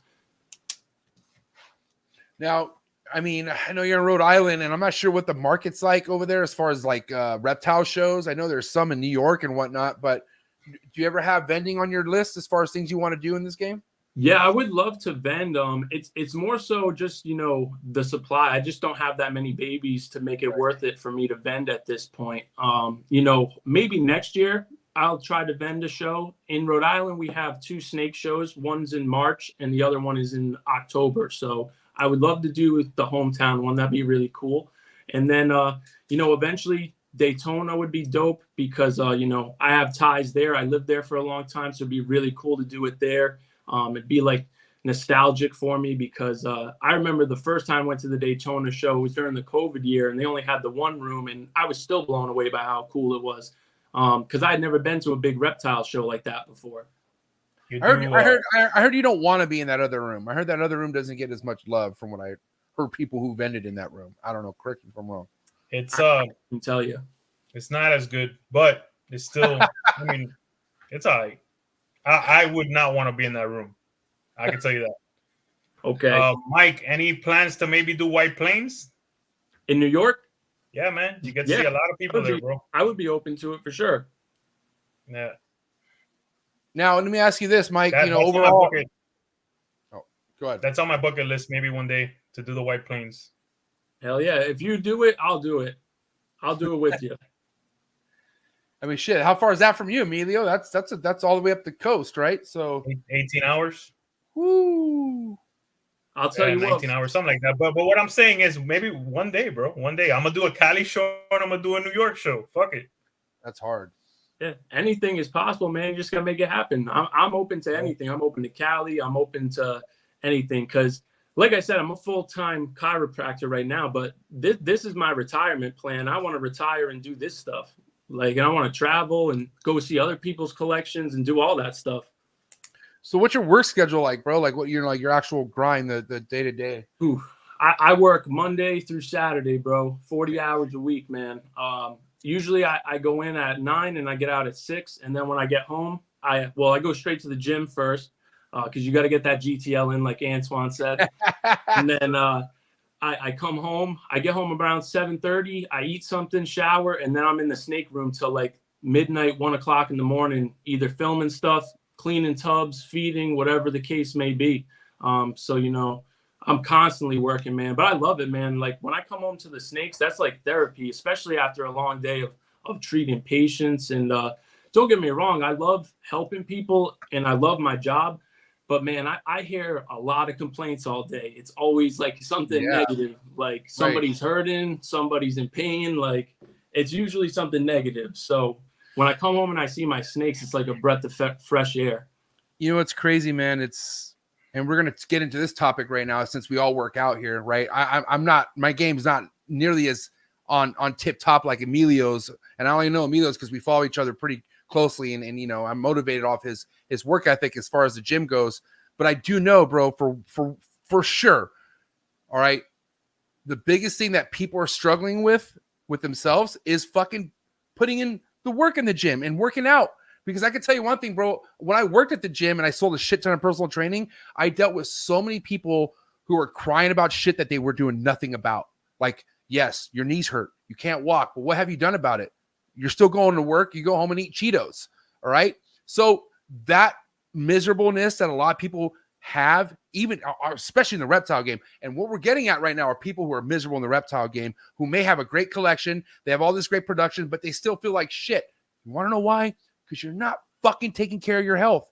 And I could tell you right now, when I've gone on my runs, either injuries or something, when I'm going a long time without working out and all I'm doing is snake shit, I even become unhappy with just my snake stuff. And you would think like, MJ, how can you ever be unhappy? Everything's alive. Everything's breathing. I can't tell you what it is, but if I don't work out, if I don't do something, I become a miserable, negative, pissed off fuck. And I'm telling you right now, a lot of you motherfuckers out there who ain't never even picked up a weight, you need to consider challenging all, because, you know, let's think about people who are always tired, right? How many times you hear someone, I'm always tired. I have no energy. Oh, I work so much. I have no energy, but they don't hit the gym at all. Dude, people don't understand when you put that effort in, it gives you energy. It makes your day easier. And I'm going on this rant because it could just help a lot of people not be miserable out there if they just figure out to fucking do something that is challenging, especially when you first wake up. I think it's all about doing it when you first wake up, but regardless, the day needs to be challenging. And I know you guys can speak on this. Emilio, over 5 years, consistent, been hitting the gym, has not missed, correct, Emilio? Yeah. You've been on top of levels. Different levels of, I've been at every weight you could think of, every body fat level. Except, you know, of course, I wasn't super obese or anything, but my triglycerides at one point when I was super unhappy at work and going through a ton of shit and stress eating, my triglycerides were 333. Okay, at one point, I got that shit down to 110. 110. I got my body fat to like 5% at one point. Okay, I was skinny as fuck, but I had a 4-pack. I mean, because that's where I store a little bit of fat, you know what I mean? So I got really skinny. So what I would tell people out there is that, you know, learn your body, control the mind. Once you control the mind, you could do whatever you want to do in life, man. Yeah. It's that simple. Because I even tell you, no matter, even the people who are consistent working out, how many times do you not want to work out sometimes? A lot. So like there's just things that you just don't want to do that you normally do, but when you do it, that's what makes it even better, you know? So anyone out there who's like, man, I go to the gym and then I eventually just lose motivation. When you lose motivation, that's when you really go to the gym, because it just reminds you, it's that reminder. Like there's things I don't do in life no more because I have a reminder why I don't like it. Like, you know, fucking partying and drugs and all that. Dude, those come downs, all that shit I used to go through, I despise. I never want to feel like that piece of shit ever again. So guess what? Those feelings, those come down nights, all this shit I went, they live in my head still because it reminds me I don't ever want to fucking feel like that again. And the gym thing does the same thing to me, bro. Let me say one more thing before I let Mike chime in on this. You're taking care of your body. Okay, you're gonna be happier. You're gonna get less headaches. You're gonna get less injuries. Like Mike, what do you deal with all day? People that are hurt, right? Injuries all day, and the majority of people and it's mainly their fault, correct? It's mainly their fault. It is their fault. They're mainly overweight.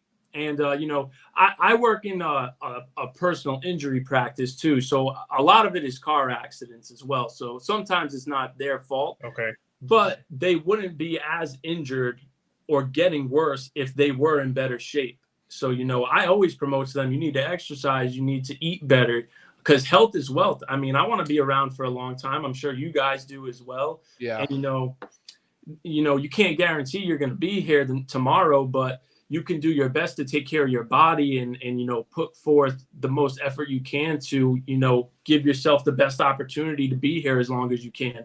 And I love working out, man. There's days, like MJ said, where you don't feel like doing it. But when I have those days and I go to the gym afterwards, I'm happy I did it. I feel accomplished. And it teaches you consistency, man, because when you get into snakes and stuff, you have to be consistent. Animals don't take a day off. You got to be in here every single day, checking your animals. And that's something that I took from the gym to this. So, it teaches you discipline, and it's all mental, man. That's what I was going to say, bro. Really, it's your fucking head that you just need to say, shut the fuck up. We're going. Like, I don't care what you're trying to tell me right now. I'm going to the fucking gym. There's no, unless it's like, obviously there's emergencies, right? And that makes sense.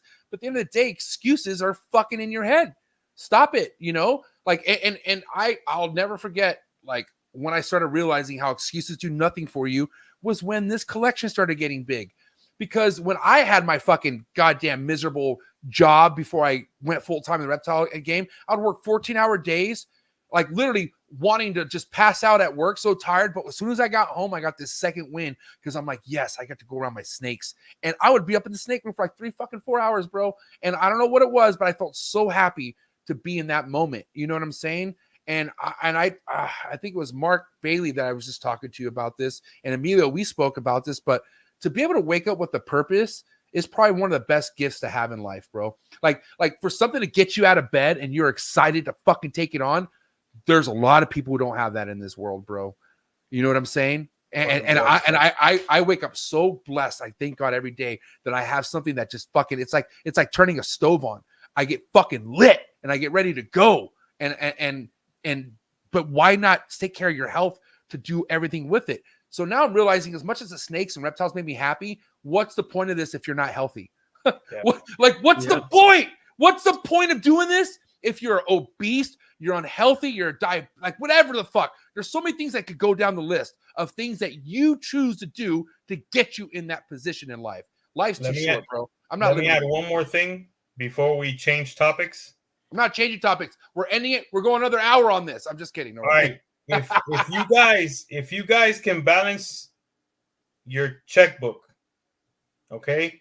If I'm gonna say this because if I can help anyone out there, I want to. People might wonder why I post workout videos on my freaking business page. I want to inspire people to take care of themselves. Yeah. What inspired me to take care of myself like this was seeing my grandmother wither away on dialysis. Damn. Because of diabetes. Damn. Okay. So that changed me forever. Now, again, back to what I was saying. If you could balance your checkbook, you could balance your calories every day.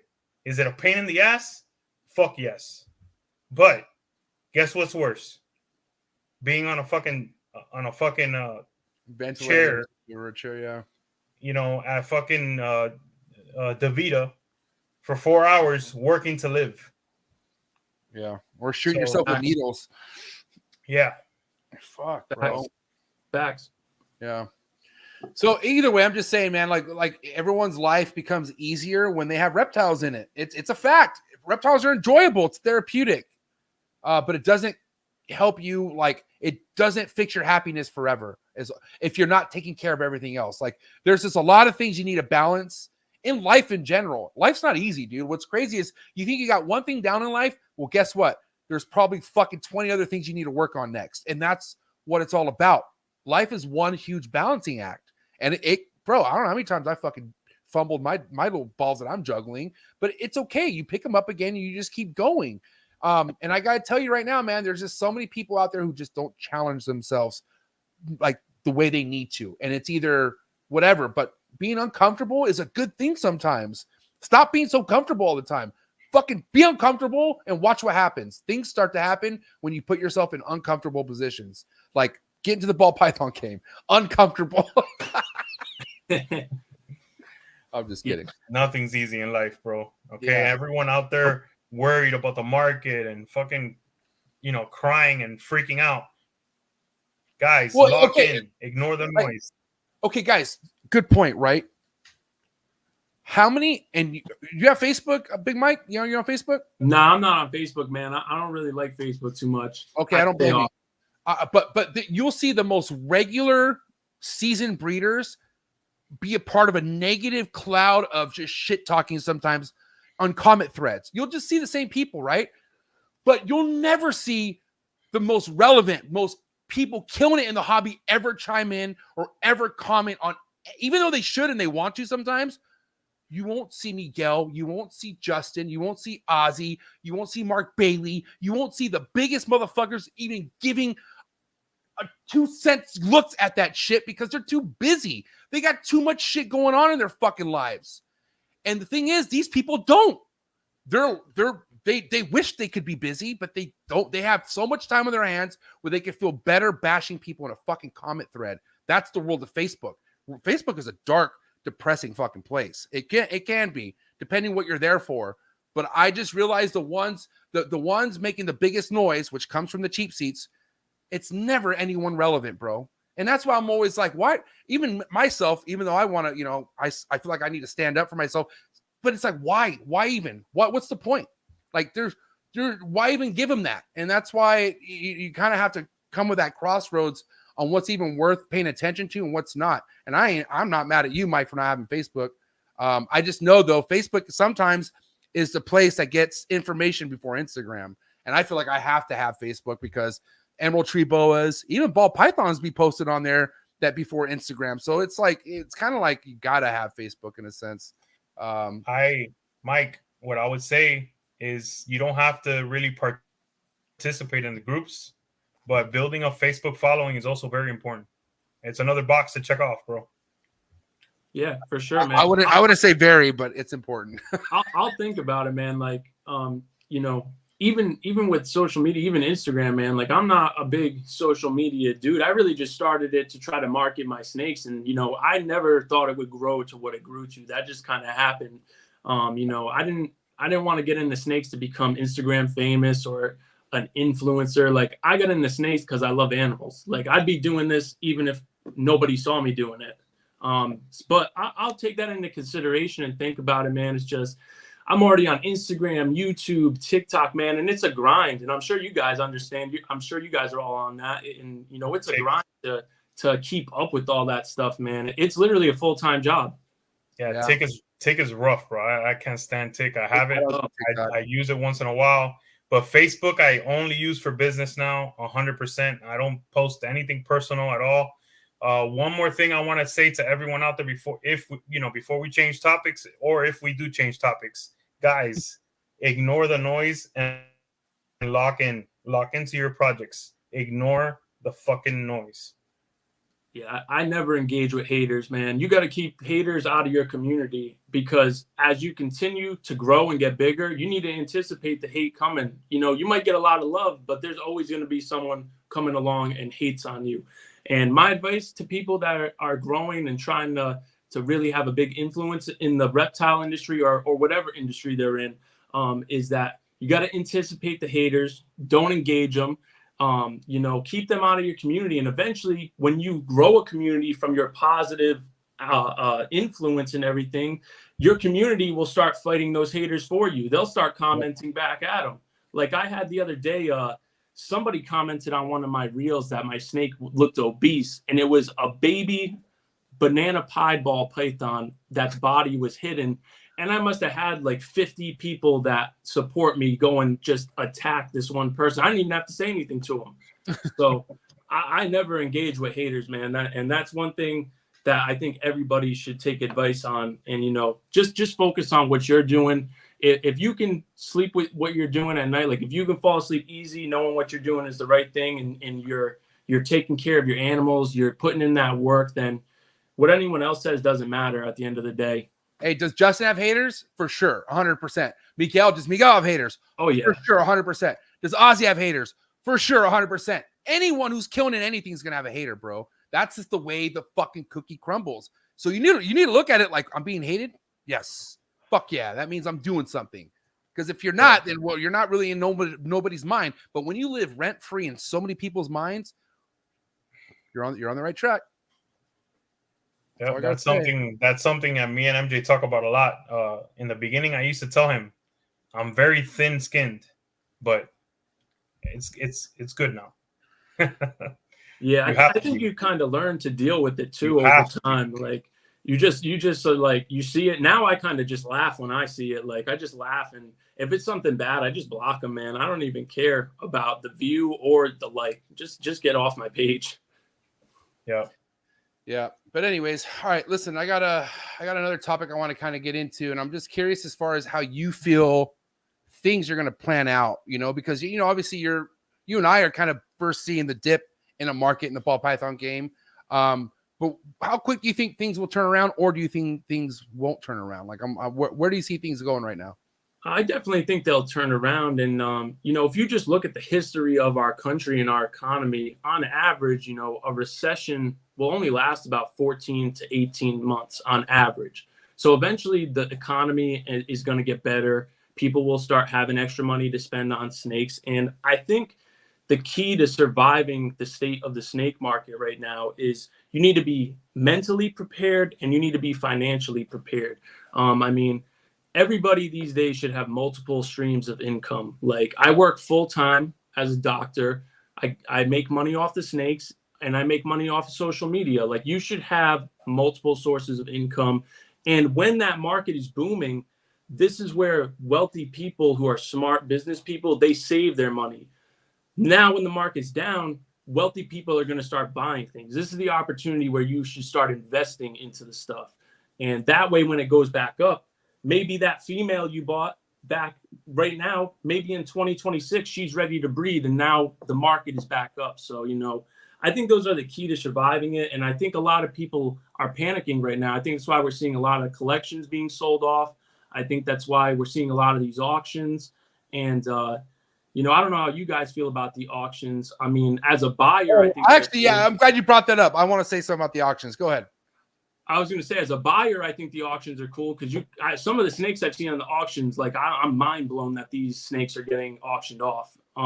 Like I would just tuck it in my rack and hold it. But everyone's in a different situation. I'm just speaking on mine. But I personally would rather just do a raffle and sell slots to get the actual value of the animal than do, an auction. I don't know. That's just my opinion. I remember the raffles. Were big in 2017. 2017. I'd rather just do that. Raffles were huge. And it was kind of like, I thought about that too. Cause I'm like, personally, I'd rather do an auction on a snake that I know at least 20 people really want for however much, because it guarantees that amount and it's, a lot less. But then again, some people are, money's so tight where people don't even want to gamble that shit away right now. You know what I mean? Well, what I would say to you guys is that I know breeders that have done the raffles and it's taken 2 months to fill all those spots. So, it depends on the situation, right? Yeah. But auctions are not a terrible thing as long as they stay where they are and they don't take over the market. You know what I mean? Yeah. I did my first auctions. 1 or 2 auctions a month. I don't have a problem with that. I'm not gonna lie. I kind of wish there was more because I had a good experience. I auctioned off a couple of animals and I didn't even check Morph Market for like all weekend. And I go back and check and I go, oh shit. You know what I mean? Like it went well past my reserve. And I was like, so you used it already? Yeah. Awesome, bro. Dude, props. I'm not gonna lie. I thought now I'm sorry. Go ahead. No, you go ahead. Now, what I am going to tell you is no way in hell I'm going to put an animal up without a reserve. Can you do that? Can you put an animal up with no reserve? Did they allow you? Darian said something today that he might do a full month without reserves. That's scary. That's OG. Hey, that's OG eBay days right there, though. So, yeah, I'm good. I'll live to fight another day, bro. Yeah, I'm not going to say no names, but I had a homie who used the Morph Market auctions for a green tree python. And this green tree python normally would be a $2,500 snake, no problem. It went for $700. Wow. And I was like, fuck. And it didn't meet as reserve, thank God. But I'm like, that's dangerous. Like, right. So you do, I wouldn't, as much as I'm like, yeah, it's just not for me. Yeah, it's not for me. I wouldn't have the balls to do no reserve unless it was like something super low end, which I think that's why he's doing it, because it's for super, super low end stuff, like a $50 snake that someone doesn't mind getting rid of. You know what I mean? Now, is he going to allow a starting bid? Because then you get around the reserve. You know what I mean? So he didn't say anything about the starting bid. Yeah. It's funny you guys mentioned this because now auctions are going to become more normalized again. I don't see anyone hosting or doing any raffles, because I would think if anyone wants to take over that fucking side of the show, they would do really, because I know people who did really well with those raffles. Like, it's also just a lot of work, and it's a lot of time consuming building in. But then again, if you have heat, like if you got stuff that people want, it doesn't matter. Like, I mean, let's think like, okay, if you had a triple recessive snake, a visual or something like that, and you want to do 100 slots for whatever, I think it would be filled up pretty quick. I really do. It just depends what you're trying to raffle off. But like then again, for anyone out there who's like, I don't want to use Morph Market for whatever reason, go fucking after the raffle game. Well, let's hope you don't have to do that for a triple recessive, right? I'll just stuff that triple recessive in my rack. I'll keep it if it doesn't sell. Yeah, go ahead. But that's why it's so important to build your collection strong, man. Because like when I am about to produce some stuff, like if it doesn't sell, it's stuff I can still plug in and I can still use. Like that's important. And obviously when you start doing what Emilio's doing with making quad heads, you're gonna have byproduct with that. It is what it is. But still, those are gonna be powerful animals. Yeah. So you haven't used the auctions, correct? No, I haven't used the auctions. All the snakes I sold, just sold on inquiries. Do you have any snakes that you took down off Morph Market or anything you don't want to post because how low it's being priced right now in the market? No, everything that I posted on Morph Market, I left up there. The only snakes I have left are 2 lavender albino baby males that I hatched out in September, and then I'm selling their dad, the proven breeder male. He's a lavender 100% het for VPI. And then I just have an Enchi pinstripe het DG up there. I only got 4 snakes on Morph Market at this point. But I might take the Enchi pinstripe het DG off because I did send his shed test in to Rare Genetics when he was doing the free DG shed. Sure. And he's not supposed to be a visual, but he's unsure if he's a visual. He has like no question mark next to visual. So he said he's going to rerun it. And if he ends up being a visual DG, he might just be a low expression. I might just keep him. Yo, real quick, I wanted to give you some flowers on that hypo clown. Woof. Well, that thing's fire. He's sexy. Bro. Where'd that come from? So I got her at actually the show in Rhode Island. I bought her from Matt Lee Exotics. He's based out of Massachusetts. He's low key, but he's got some fire. Go check him out. Yeah. Matt Lee Exotics. He's got some fire. I picked that up, and the year before, or actually no, the same weekend, I picked up a yellow belly dream skull from him as well. Wow. And then I'm not a snow lover, but your snow is fucking nice. She's bad. Because the snow combo it could be inconsistent. You know what I mean? I don't know if you've noticed that. Yes. But the one you got is on point. Yeah, she's badass. I produced that this past year out of 5 eggs. She was the only one I hit, and she's amazing. I named her Ice Spice, so just for marketing purposes. But she's awesome, and I'm excited about the Lab Snow project, man. I think, like I said, I like doing different stuff from everyone else, so I want to play with it, and I would love to make a super asphalt lavender snow. That's kind of my goal animal. This is the snake right here we're talking about? Yes, sir. Dude, that thing's cool looking. I feel like I've maybe heard snow once or twice, but not enough. That's for sure. What's in a snow? Like, what makes a snow? So that is a lavender. It's a double recessive. It's a lavender albino and a VPI xanthic. Wait, lavender albino. Oh, but wait, isn't that triple recessive? Wait, lavender albino. That's 2 separate recessives, isn't it? No, lavender albino is its own recessive. And then you have the VPI xanthic. So it's those 2 together to make the double. I'm so confused now. So lavender. Remember. What's lavender by itself? Sorry, I keep forgetting you're not in it like that, MJ. So lavender is just short for lavender albino. My bad. Got it. Okay, my bad. My bad. Yeah, remember that. Lavender is lavender albino. Yes. Yes. Yeah, remember lavender is just Short. identifying another strain of albino. So they, lavender albino. That's it. Okay, so lav albino TSK Xanthic, is that snake? That's what makes a snow? VPI. Oh. But TSK Xanthic with the lavender albino would also be a lav snow. Just you have the TSK line. Okay, so where did this project arise from? Like, where did it come? I feel like I've not really tapped into this. It's been around for a minute. Just not too many people are in it because it's a really hard project to change the appearance of the snake, I feel like. Right. But you're shooting for putting out. You said super asphalt you want to put into this. Yeah, right? I want to do super asphalt in it because I want to see what that pattern's going to look like. I love it. What do you think of this project, Emilio? Yeah, it's not something I've done because of the inconsistency in some of them that I've seen, but the really nice ones are really fucking nice. Like right now, I go to the still shot. The still post looks better than this. Oh yeah, check. He has a still post. Okay. The picture, yeah. I posted it maybe like 2 days ago. If you scroll up. Oh, here we go. Yeah, that one right there. Way better. Okay, cool. Fuck yeah. Yeah. All right, now I got an idea. And Emilio, I was with you, man. Like I wasn't a huge fan of them either because I had seen them in person at the shows and stuff. And she just is a great example. And I really am excited about the project now. Yep. Good luck with it, bro. I can't wait to see what you do with it. Yeah, anyone in the live chat, her dad is on Morph Market. So if you want to make something cool like this, go check him out.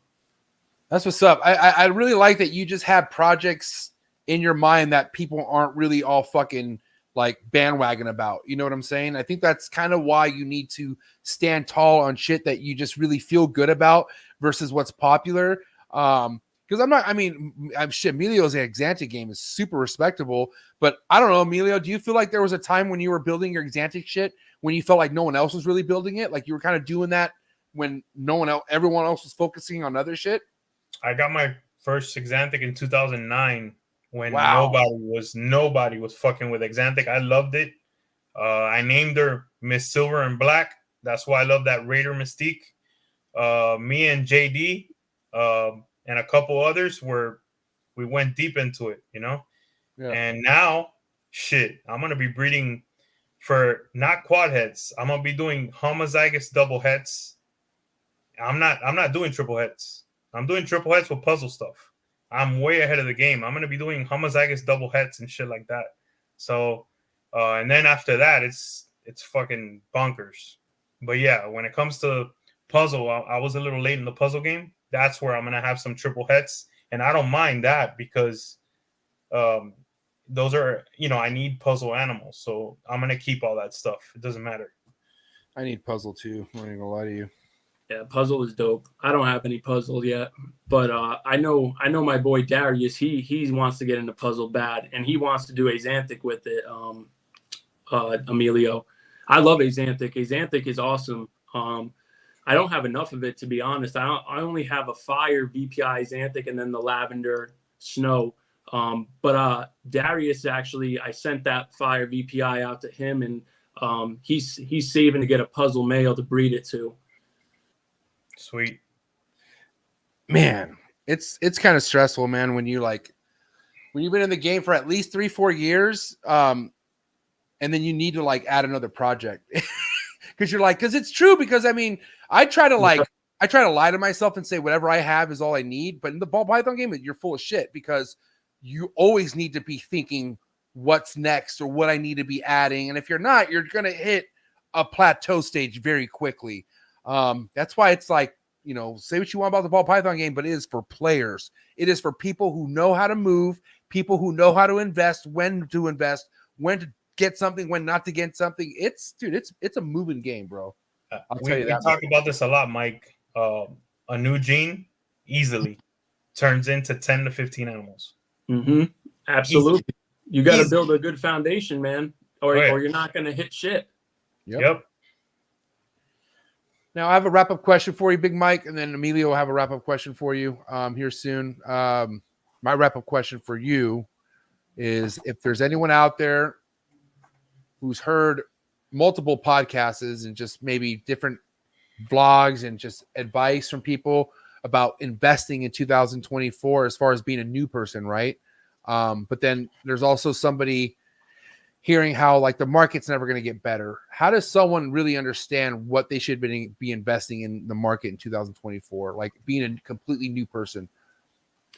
Well, you know, my thought process is, like I said, I only will work with stuff that I like. So if you're a new person, I would figure out what gene it is that you want to base your foundation around, and then start looking on Morph Market, man. Start looking at all different combinations. Start looking at the genes you want to put in it, and then if you look to buy from people who have your best interest in mind. And you can tell that real easy off the rip when you start talking to someone. And research is really important, man. Like as a customer, you need to ask questions, and that's how you'll be able to tell if somebody is, you know, got your best interest at mind. Because like if I say I have like a clown ball python and you know, I start asking someone questions about a snake that I want to inquire about, if that breeder asks me what I have and say I'm inquiring about like a pied, that breeder might say to me, all right, well, if you have a clown, I would suggest maybe you get another clown, like build on that project you already have. So, you know, I would tell people to stay optimistic. I would tell people now's the time to buy. Now's the time to get in, because it's going to go back up eventually, man. It's only a matter of time. Yeah, 100%. What you got, Emilio? All right, bro. Mike, what's that one animal you dream about producing in the next 5 years? Oh, man. It's a hard one. You don't got to share any secrets or anything, but give us like something. I really love that Starburst project that we were talking about earlier. The Mojave Starburst. There are some other codominants I want to put in it to really increase the contrast. And I think with that combination, it's all about bringing the pattern into it, because Enchi reduces it so much that the Mojave kind of counteracted that, which I love. So I don't know, man. I'd love to see what a Cypress Mojave Starburst would look like. My dream animal, man, maybe like I really want to do Sunset Lavender Clown, by the way, too. I really want to do Sunset Lavender Clown and add some codominance into it, because I think that might be the ingredients to make the red ball python.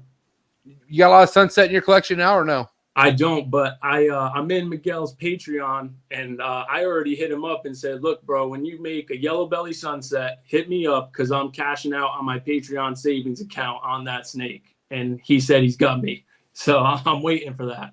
I'm waiting for a female. Damn, that's what's up. Well, Sunset's trash. Let's end this podcast. Just kidding. I just had to throw a joke in there. Dude, what a great podcast. I want to say 2 hours went by super quick. We do have these hot seat questions for you, though. This is how we always end it in player fashion with hot seat questions. Are you cool with that? Yeah, let's do it. All right. Everyone in the chats, everyone watching, get the likes up for the homie Mike. It is wrap-up question time. And quicker the better with these, Big Mike. You feel me? Let's do it. All right, guys. Hot seat questions. Balls of Fury. Coming in hot. Let's go. Frozen Thought or live? Live. On A cut or no cut? Cut. On what day? 58. Red Chondro Neo or yellow Chondro Neo? Yellow. Wow, respect. Pre first shed meal or post first shed meal? Post. Yay imports or boo imports? Yay. One reptile you'd like to import to your collection? Any reptile around the world, what would it be? If they ever find any mutation of a diamond python, I'd import that. Wow, respect. Like an albino or something? Yeah, cool? It's just something crazy. I love the diamond pythons. Respect. Where are we at? Fuck. Oh. One reptile nobody should import. Leave it alone. Komodo dragon. Respect. To spray and mist a ball python or to never spray and mist a ball python? Spray and mist. Yay sports or boo sports? Yay sports. Favorite sport? Baseball. Yes, that's right. You're a ball player. I forgot. What position in baseball did you play? I was a middle infielder, and I was kind of like a utility guy. I played outfield too. I was fast, so they kind of just put me wherever. So, okay, I know maybe you do the same thing, but baseball is such a part of my life. When someone tells me they're a ball player, I look at them right away and try to predict what position they were, or like just to base off their body shape and their frame and stuff like that. And you look like you were either a second baseman or like a center fieldman or center fielder. Or somewhere where you had to get to the ball very quickly. Yep. Second base was my position in college. Yep. You look like you got wheels, and I never even met you in person. I don't know why. It just looks like you got wheels. All right. Big flexor or no flexor? Don't be lying either. Big flex. Let's go. Steak or fish? I'm going to go with steak. Favorite cut of steak? Filet. Respect. You can't go wrong.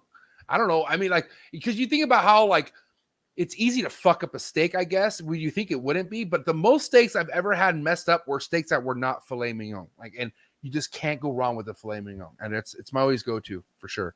All right. West Coast rap or East Coast rap? I'll say East Coast, but I'm more of a fan of like Southern rap.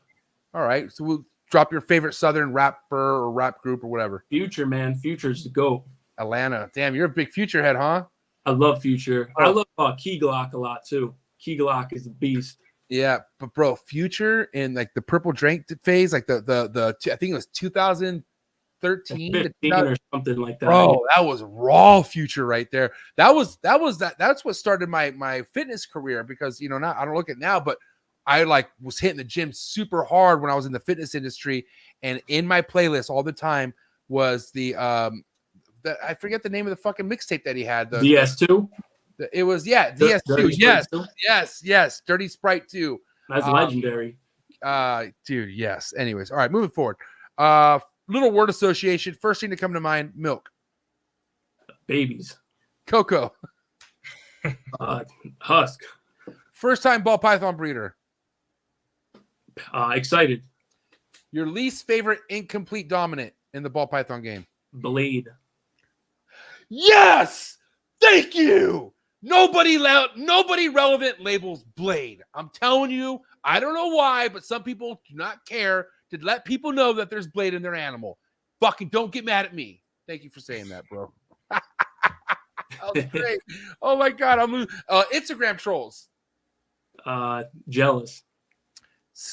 Facts. Stuck shed. Soak. Last one before Emilio's.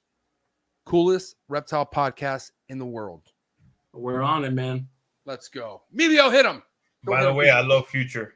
He's the GOAT, man. Future's hard, bro. Future's All hard. right, man. One has to go. All right, I'm gonna give you three options because this one's gonna hurt. All right. Oh man.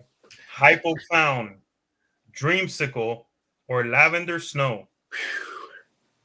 Wow. I'm gonna say the Lavender Snow. I'm with you on that. And he likes it. Sucks because he liked it a lot. That's like his dream. That's like his up and coming project, and he just booted it. It's one of them. It's one of them. Well, but the other two are more important to him. You know that hypo clown is gonna be fire, man. I love hypo too. I have more hypo stuff too. I got a couple hypo stuff actually locking up right now. I forgot to mention that when you guys asked me my parents, but I do have some hypo stuff going. I love hypo. I will say, Milo, that's kind of a fucked hot seat question because I mean, okay, if he were to say hypo and clown, does that mean hypo and clown and like hypo and clown itself, or are you talking about just those two together? No, those combos. Oh, I mean, I have to ask the question. I hit him where it hurts. Like, yeah, that's a hurt. I have to make a decision. Because guess what? In this game, in any game, in anything in life, sometimes you got to make hard decisions. Okay, right? bonus that one. What's the number one out of those three? The number one, I would say the Dream Skull. Wow, that's been my favorite snake since day one. But and I agree with that because Dreamsicle has been at the top tier of this game for 17 years, dog. But I will say this: that hypo clown is exceptional.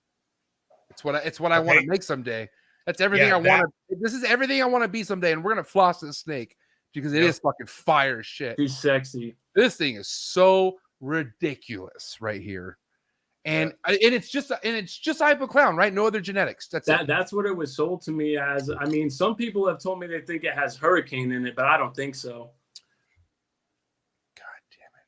Well, Big Mike, listen, we had well over 100 people tapped in on tonight's show. All right. What do you have to say to everyone out there who really rocks what you got going on? All your first-time listeners who like what you have going on, everyone who's supporting you, man. What do you have to say to everyone?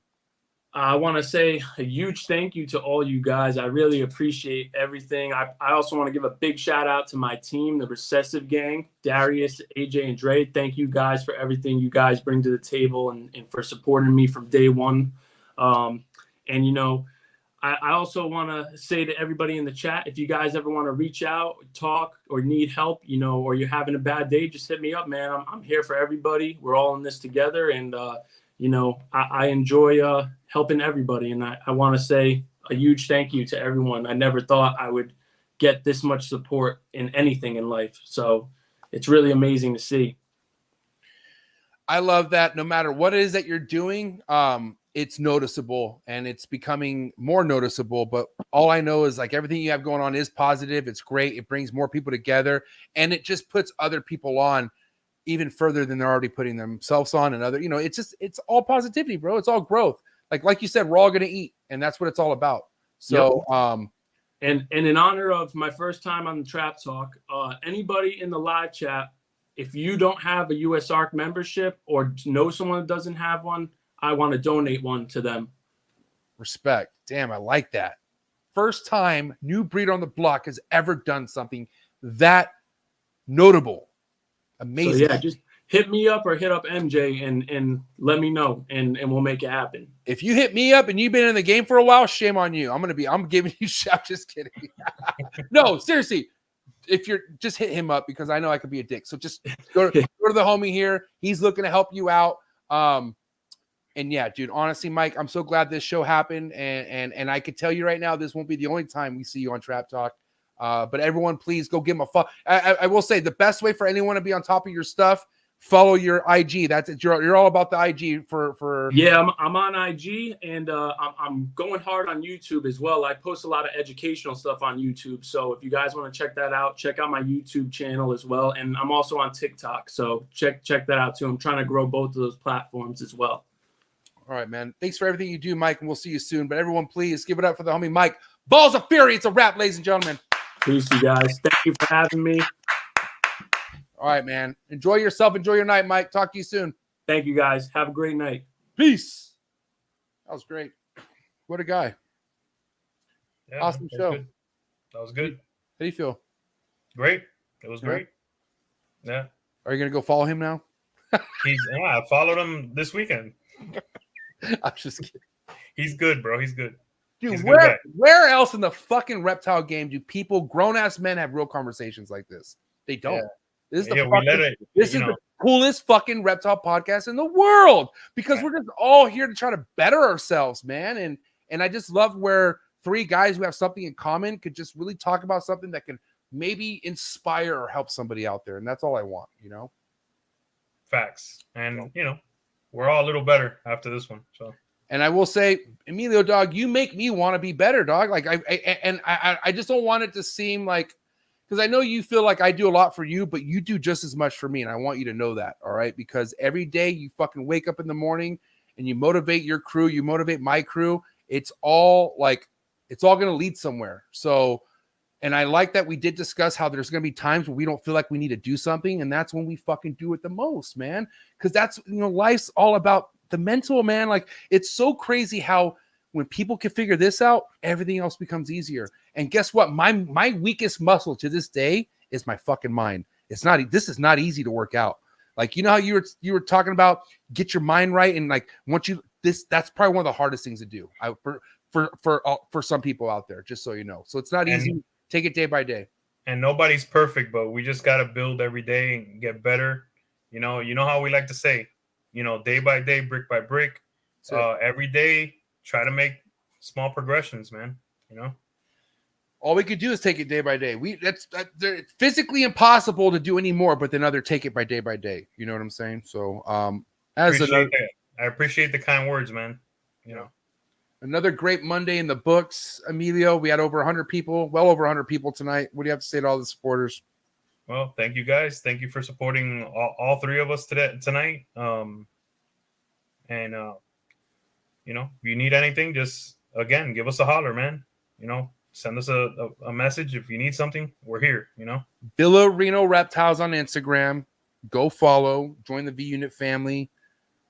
And I appreciate everything you do again, man. I'll see you here next week. Give it up for the homie Big Emilio, Top G, Big E, ladies and gentlemen. good night, my brother. Have a good night, bro. Thank you. All right, guys. Monday night has come to an end again, but what a great episode. I feel inspired off my own episode. This is great. But really, I really like that we've come to just to a place where guys could just come and speak and get things off their chest and then find a solution. And the solution is just kind of sticking together and always lifting each other up. You know what I mean? It's a great place to be in. I love the reptile world. But if this was your first time hanging out with us, if you enjoyed tonight's episode, smash that like button for me, okay? And then hit that subscribe button. Your boy organically is almost at 10K. It's a big milestone of mine, okay? I've been working really hard, been staying true to my content. So if you hit that subscribe button, help me get to 10K. It really means a lot. Thank you so much. And if you're also looking for exclusive content, if you want to join my Trap family, join the crew, be invited to awesome events like Trap Fest 2024, then go down to the very first link in the description below, very top link. Click it, join the Trap Talk Patreon family. As soon as you join the Trap Talk Patreon family, you get a link to the Discord, taps you in with so many trappers, damn near 200. The IG group chat is cracking. So Patreon members, you guys are my heart. I love you guys. Cannot wait to see all you guys grow in 2024. 2024 is going to be fucking huge. All right, we're already in February. Can you believe it? But all right, listen, tomorrow, All in the Tree Tuesdays. Got my boy, Marshall Mendez, Bill Stiegel, co-host, fucking two awesome co-hosts joining me on another Tuesday night. So why don't you join us tomorrow for All in the Tree Tuesdays? It's going to be an awesome time. And then Thursdays, the big main event for Thursday nights. Catch me here again, 6 o'clock Pacific Standard Time. More importantly, enjoy the rest of your evening. All right, it's a wrap. Episode 448 in the books. Have a good night. Thank you, Balls of Fury. See you guys tomorrow, and I'm out.